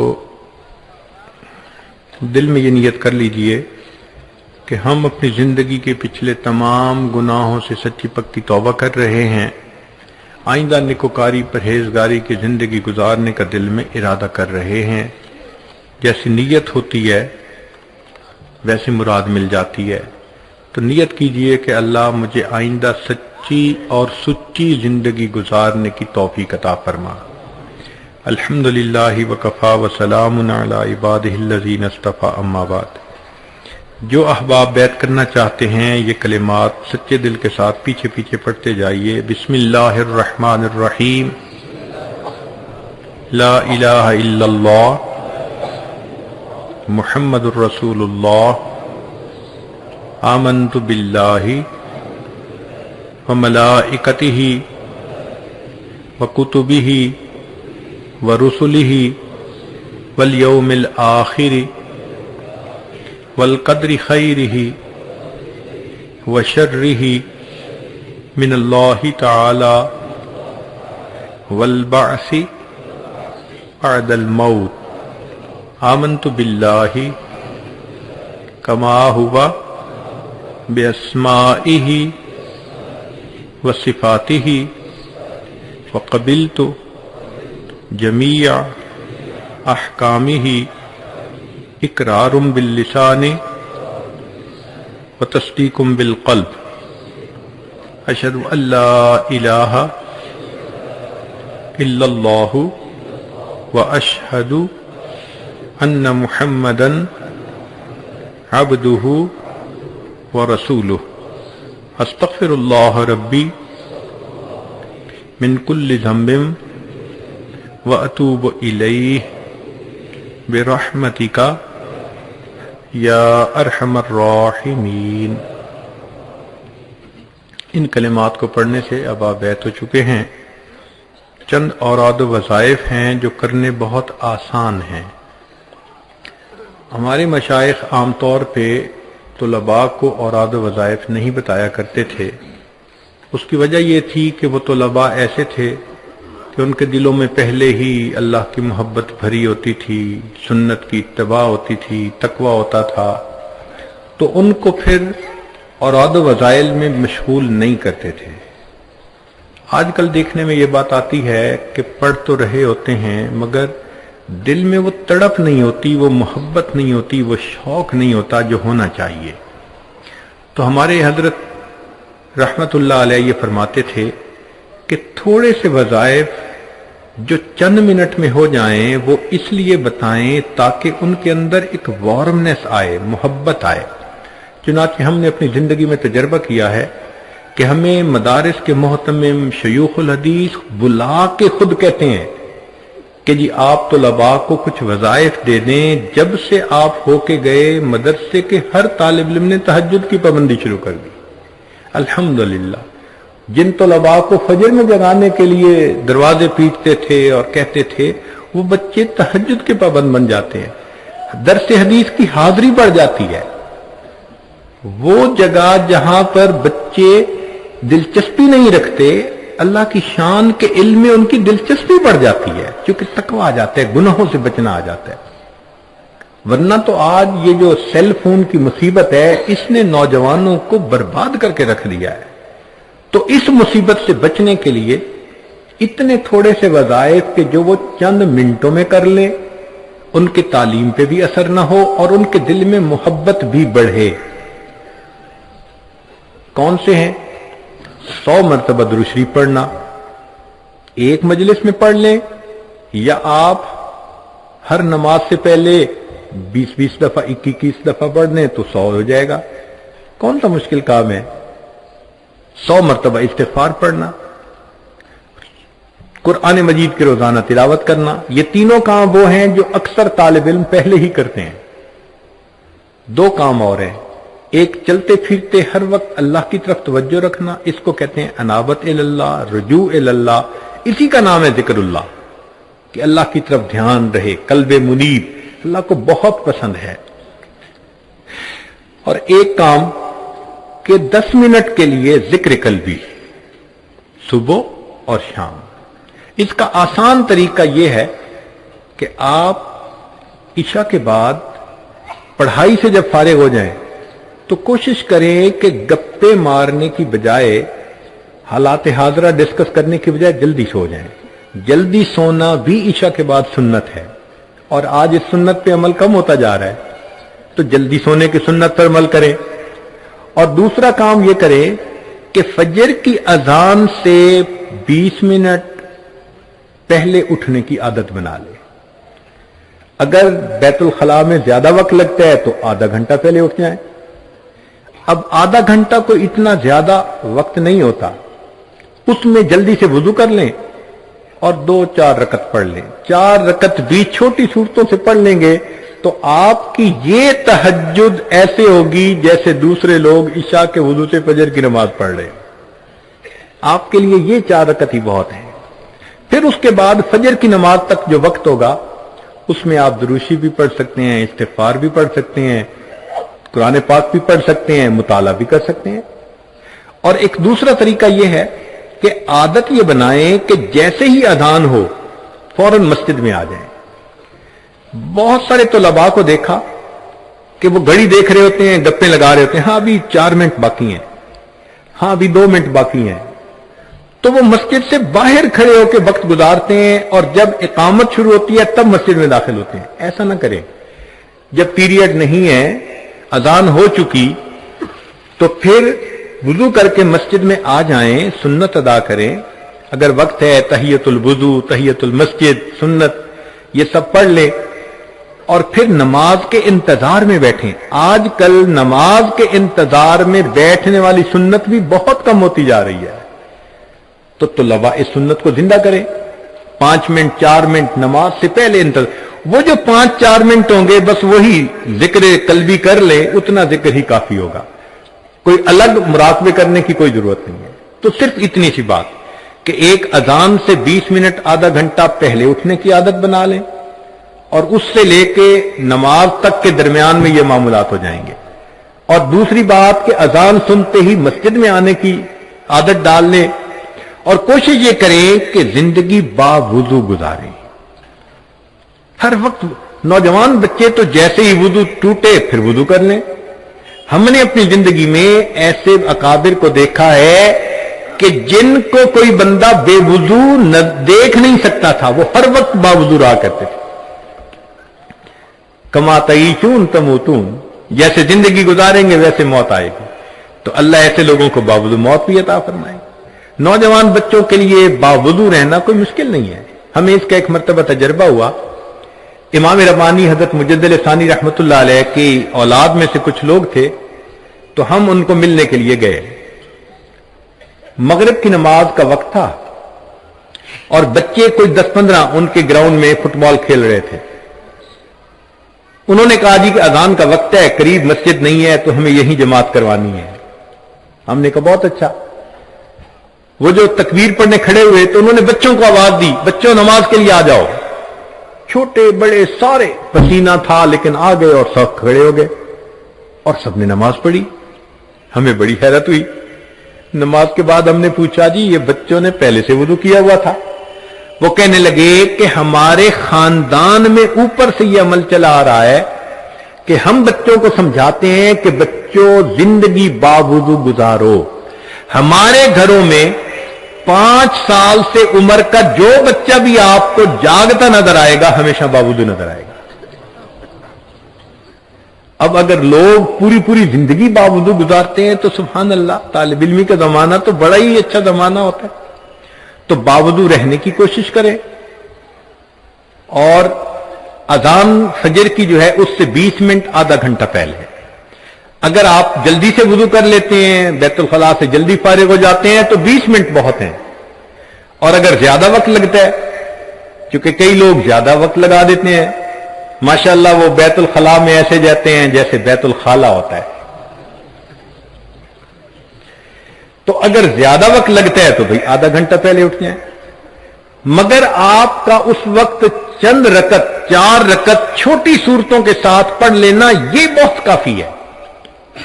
اس کی مثال یوں سمجھیں کہ بینک اکاؤنٹ اگر کوئی بندہ کھولے اور اس میں 5000 روپے ڈلوا دے، جب بھی اکاؤنٹ ہولڈر کی لسٹ بنے گی تو جہاں اربوں پتی، کروڑوں پتی، لاکھوں پتی کا نام آئے گا وہ 5000 والے کا نام بھی آئے گا نا کہ اکاؤنٹ تو کھلا ہوا تھا. بس یہی سوچا کریں کہ جہاں قیامت کے دن لسٹ پیش ہوگی شب زندہ داروں کی، تو عشاء کے وضو سے فجر پڑھنے والوں کی جہاں لسٹ بنے گی وہاں 4 رکعت سے ہی مگر نام تو اکاؤنٹ ہولڈر میں آئے گا نا. اکاؤنٹ تو کھولا ہوا تھا. تو بس اللہ کے چاہنے والوں میں روزانہ اپنا نام شامل کر لیا کریں. یہ سوچنا کہ جی ہم تو پڑھتے پڑھاتے ہیں تہجد کا ثواب مل جاتا ہے، وہ تو بات بالکل ٹھیک ہے، لیکن صحابہ بھی تو سارا دن یہی کام کرتے تھے، پھر تہجد کا اہتمام فرماتے تھے. تو ہمیں اہتمام کرنا چاہیے. یاد رکھنا کہ عوام الناس جس طرح 5 فرض نمازوں کا اہتمام کرتے ہیں، ہم طلباء کو چاہیے کہ ہم تہجد کا اس طرح اہتمام کیا کریں. تو 15 منٹ پہلے اذان سے اٹھنے کی عادت ڈال لیں، فجر کی اذان سے، انشاءاللہ اسی میں یہ سارے معاملات ہو جائیں گے. اور پھر اس کے بعد آپ ایک چیز محسوس کریں گے کہ سنت کا شوق بڑھ جائے گا، اللہ کی محبت بڑھ جائے گی، نیک باتیں سننے کا شوق بڑھ جائے گا، نیکوں سے محبت. آپ خود کہیں گے کہ مجھے اب اندر کا انسان بدلتا نظر آ رہا ہے. ہم نے الحمدللہ اپنی زندگی میں ہزاروں نہیں، اللہ کی شان لاکھوں احباب کو یہ بات بتائی اور ان کی زندگیوں کو بدلتے ہوئے بھی آنکھوں سے دیکھا. ان اوراد وظائف کی برکات ایسی ہے. یہ آج ایک مرتبہ کسی ایئرپورٹ پہ تھا، کوئی کتاب پڑھ رہا تھا. ایک نوجوان جس کے ہاتھ میں شراب کی بوتل تھی، وڈکا کی، وہ قریب سے گزرا اور یوں کر کے دیکھتا ہوا چلا گیا. آگے تھوڑی دیر جانے کے بعد واپس لوٹا اور مجھے آ کے کہتے ہیں hello hi how are you, جیسے عادت ہوتی ہے. میں نے کہا میں ٹھیک ہوں. کہتے I want to be like you, میں تمہاری طرح بننا چاہتا ہوں. میں نے کہا اچھا تمہیں یہ کپڑے پسند آئے ہیں؟ پہلا ذہن اسی طرف گیا نا کہ یہ آثار قدیمہ جو ہم بنے ہوئے ہیں تو اس کو شاید یہ اچھا لگا ہو. تو اس نے کہا no no I see some light on your face, مجھے تمہارے چہرے پہ کچھ روشنی نظر آ رہی ہے. تو فوراً دل میں خیال گیا کہ یا اللہ ہدایت تو آپ نے دینی ہوتی ہے، کیا پتہ اس کی ہدایت کا وقت ہو. تو میں نے جواب دیا کہ you can be even better than me, آپ مجھ سے بھی بہتر بن سکتے ہیں. کہتے ہیں آئی ایم جسٹ کمنگ. سامنے ایک واش روم تھا، وہ گیا اور وہ شراب کی بوتل میں نے دیکھا اس کو، اس نے یوں جا کے نا ٹریش کین میں پھینکی اور وہاں جا کے کلی کی اور اپنا چہرہ صاف کیا اور فریش ہو کے آ گیا. جب آ کے بیٹھا تو کہتا ہے کہ let me introduce my self, میں اپنا تعارف کروانا چاہتا ہوں. تعارف اس نے کروایا کہ میں نے جاپان سے کمپیوٹر کے اندر ایم ایس سی کی ہوئی ہے اور اس وقت ایک کمپیوٹر کی کمپنی کا میں مینیجر ہوں، میری اتنی زیادہ تنخواہ ہے اور میری زندگی ایسی ہے کہ I eat everything, I do everything. میں ہر چیز کھاتا ہوں اور ہر کام کرتا ہوں. لو جی، اس کا مطلب کہ شراب پیتا تھا، سور کھاتا تھا اور ہر الٹا سیدھا شہوانی شیطانی کام وہ کرتا تھا. یہ اس نے اپنا حدود اربہ بتایا. پھر مجھے کہتے ہیں کہ جی میں کیسے بچ سکتا ہوں گناہ سے؟ اس لیے کہ میں نوجوان ہوں اور اس ماحول میں ہر دن کوئی نہ کوئی مجھے دعوت گناہ عورت دیتی ہے اور میں اس کے ساتھ وقت گزارتا ہوں. تو میں نے کہا کہ بھئی آپ نہیں بچ سکتے، اللہ تو بچا سکتا ہے نا. کہتے ہیں ہاں. میں نے کہا چلیں. یہی اس کو توبہ کے کلمات پڑھائے اور یہی اوراد و وظائف بتا دیے. یہ عاجز آ گیا. تقریباً 3 مہینے کے بعد اس نے خط لکھا. اس خط میں اس نے 2 باتیں خاص لکھی. پہلی بات لکھی 5 نمازیں تو پڑھتا ہی ہوں، کبھی کبھی مجھے تہجد بھی مل جاتی ہے. یہ پہلی بات لکھی. اور دوسری بات اس نے لکھی کہ میں اس بات پہ حیران ہوں کہ گناہوں کے سمندر میں رہتے ہوئے میں گناہوں سے بچا ہوا کیسے. اللہ اکبر.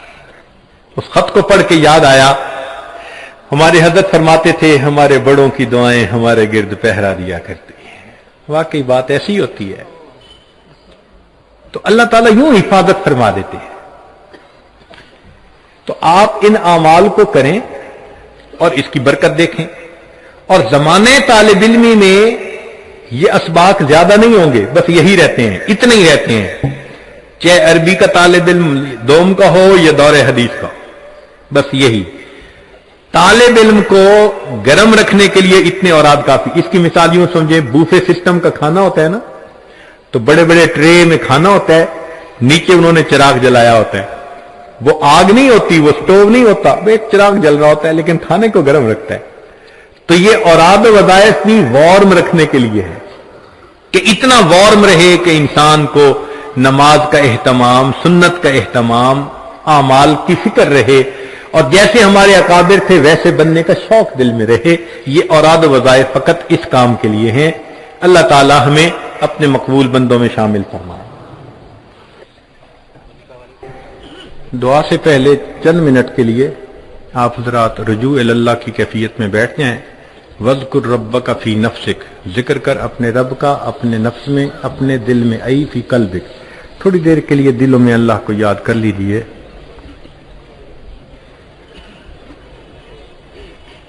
انسان جب اپنے اندر جھانکتا ہے اسے اپنی اصل تصویر نظر آتی ہے. اپنے من کے دریچے کو کھولیے، اپنی اصل تصویر کو دیکھیے.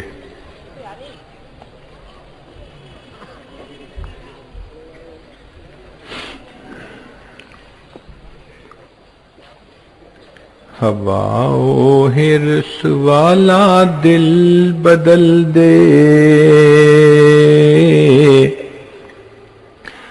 میرا غفلت میں ڈوبا دل بدل دے. ہوا و حرص والا دل بدل دے،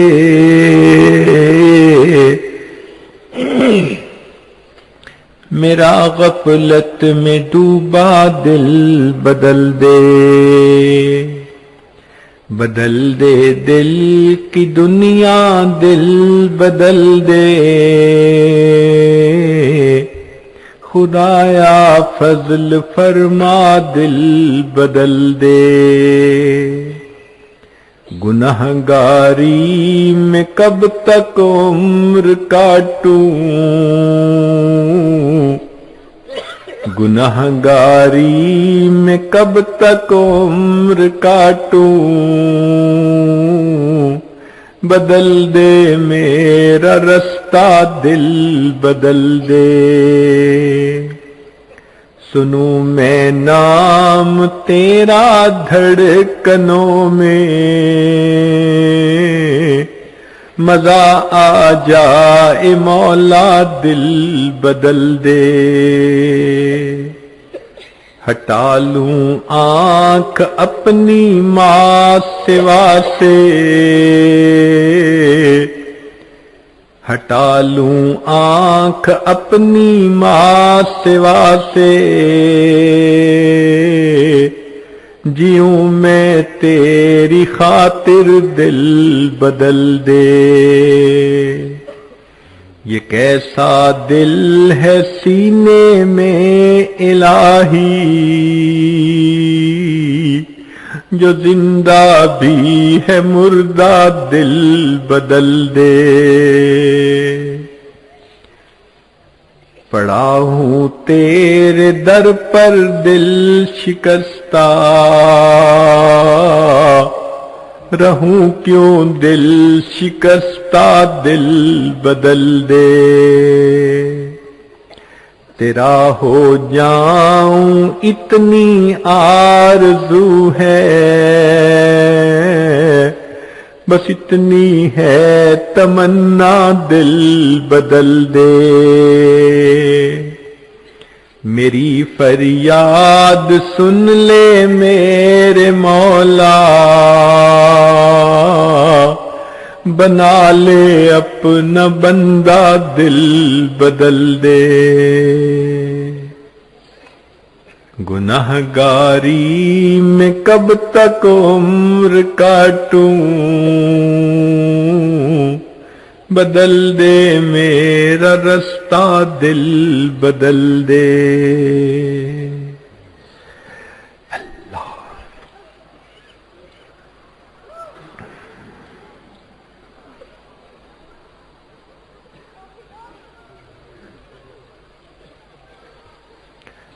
لا الہ الا اللہ محمد الرسول اللہ. دعا کر لیجئے. سبحان ربی العلی الوہاب اللہم صلی علی سیدنا محمد وعلی آل سیدنا محمد وبارک وسلم۔ اے کریم آقا، ہم آپ کے عاجز مسکین بندے ہیں، ہمارے گناہوں کو معاف فرما، خطاؤں سے درگزر فرما، عیبوں کی پردہ پوشی فرما۔ اللہ ہماری نگاہوں کو پاک فرما، دلوں کو صاف فرما، سینوں کو اپنی محبت سے لبریز فرما، اپنے عشق کی آتش ہمارے سینوں میں پیدا فرما، ہمارے انگ انگ سے اپنے ذکر کو جاری فرما، روئیں روئیں سے اپنے ذکر کو جاری فرما، ہڈی ہڈی بوٹی بوٹی میں اپنی محبت پیدا فرما۔ اللہ ہمیں نماز کی حضوری نصیب فرما، سجدے کا سرور نصیب فرما، قرآن پاک پڑھنے کا لطف نصیب فرما، رات کے آخری پہر کے مناجات کی لذت نصیب فرما، ایمان حقیقی کی حلاوت نصیب فرما۔ اے کریم آقا، درگزر کا معاملہ فرما۔ اے رب کریم، ہمارے ظاہر کو اپنے حبیب صلی اللہ علیہ وسلم کی سنتوں سے سجا، ہمارے من کو اپنی معرفت سے منور فرما۔ اللہ، جو گناہ ہم نے دن میں کیے معاف فرما، راتوں میں کیے معاف فرما، جو محفل میں کیے معاف فرما، جو تنہائیوں میں کیے معاف فرما۔ اللہ، جو ارادے سے کیے وہ بھی معاف فرما، جو بنا ارادے کے ہوئے وہ بھی معاف فرما۔ اللہ، جو گناہ ہمیں یاد ہیں وہ بھی معاف فرما، جو کر کے بھول گئے وہ گناہ بھی معاف فرما۔ معصیت کی ذلت سے محفوظ فرما۔ اللہ، ہمیں طاعات کی عزت نصیب فرما، تقوی و طہارت کی زندگی نصیب فرما۔ اے اللہ، سنت کے ساتھ دلی محبت نصیب فرما۔ اے اللہ، آقا صلی اللہ علیہ وسلم کی محبت سے دلوں کو لبریز فرما۔ میرے مولا، ہم دنیا میں ایسے وقت میں آئے، پیدا ہوئے کہ آپ کے پیارے حبیب صلی اللہ علیہ وسلم پردہ فرما چکے۔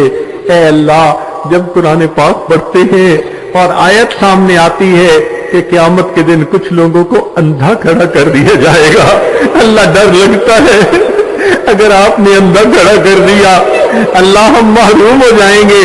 دوہری محرومی سے بچا لینا، اگر یہاں دیدار نہیں کر سکے آخرت میں تو دیدار عطا فرما دینا، آخرت میں تو ان کے قدموں میں جگہ عطا فرمانا۔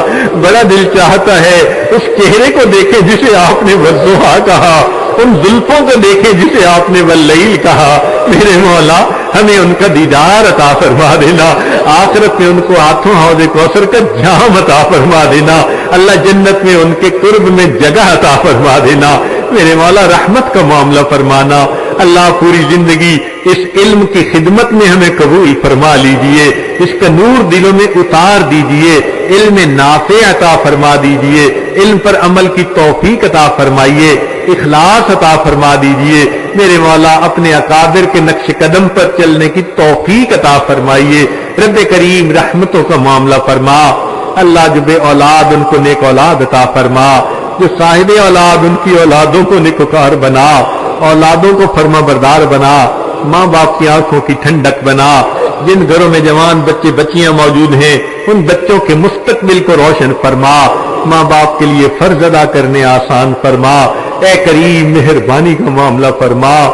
رب کریم، جو مقروض ہیں ان کے قرضے کی ادائیگی کی سبیل پیدا فرما، قرضوں سے محفوظ فرما، مرضوں سے محفوظ فرما، ذلت سے محفوظ فرما، علت سے محفوظ فرما، قلت سے محفوظ فرما۔ جن احباب نے دعاؤں کے لیے خط لکھے، پرچی لکھی، فون کیے، پیغام بھیجے، اللہ سب کے دلوں کی نیک مرادوں کو پورا فرما۔ جو احباب آج آنا چاہتے تھے مجبوریوں کی وجہ سے نہیں آ سکے، اللہ ان کو بھی ان دعاؤں میں شامل فرما۔ اے اللہ، جو احباب موجود ہیں ان کے جو عزیز رشتہ دار ان کو یہاں آنے کے لیے کہتے رہے، اے اللہ وہ بھی چاہتے تھے کہ آئے نہیں آ سکے، ان کو بھی ان دعاؤں میں شامل فرما۔ اے اللہ، رحمتوں کا معاملہ فرما۔ کریم آقا، مہربانی کا معاملہ فرما۔ اللہ، ہمارے نفس کو نفس مطمئنہ بنا۔ اے کریم، آپ کے سامنے کوئی جھوٹ نہیں بول سکتا، آپ دلوں کے بھید جاننے والے ہیں۔ ہماری حالت یہی ہے، رات توبہ کرتے ہیں، دن میں توڑ بیٹھتے ہیں، صبح توبہ کرتے ہیں، شام توڑ بیٹھتے ہیں۔ اللہ، ایک قدم آگے بڑھاتے ہیں، 2 قدم پیچھے ہٹ جاتے ہیں۔ اللہ، یہ شیطان بدبخت اور نفس ہماری راستے کی رکاوٹ ہے۔ اللہ، نفس کو نفس مطمئنہ بنا دیجئے، شیطان سے حفاظت فرما دیجئے۔ جیسے آپ نے آسمان کو زمین پر گرنے سے روک دیا، اللہ شیطان کو ہم پہ مسلط ہونے سے روک دیجئے۔ میرے مولا مہربانی فرما دیجئے۔ آپ ہی نے ارشاد فرمایا ہے اچھے بروں کے ساتھ اچھا معاملہ کرے، اللہ آپ اچھے ہیں اور ہم برے ہیں، اللہ ہمارے ساتھ اچھائی کا معاملہ فرما دیجئے، رحمت کا معاملہ فرما دیجئے، رب کریم نرمی کا معاملہ فرما دیجئے، رب کریم خیر کا معاملہ فرما دیجئے۔ اگر ہمیں آپ سے دوستی کرنی نہیں آتی، اللہ آپ کو تو دوستی کرنی آتی ہے، اے مالک آپ دوستی فرما دیجئے، آپ ہمیں چن لیجئے، اے اللہ آپ مہربانی فرما دیجئے، اے اللہ اپنی محبت دلوں میں ڈال دیجئے، رب کریم مہربانی کا معاملہ فرمائیے۔ اے اللہ ماں اپنے بچے کو نجاست میں لچڑا دیکھتی ہے، وہ بچے کو پھینک تو نہیں دیتی، چھوڑ تو نہیں دیتی، سمجھتی ہے یہ تو نادان ہے، بیٹا تو میرا ہی ہے، بچے کو دھو لیتی ہے، سینے سے لگا لیتی ہے۔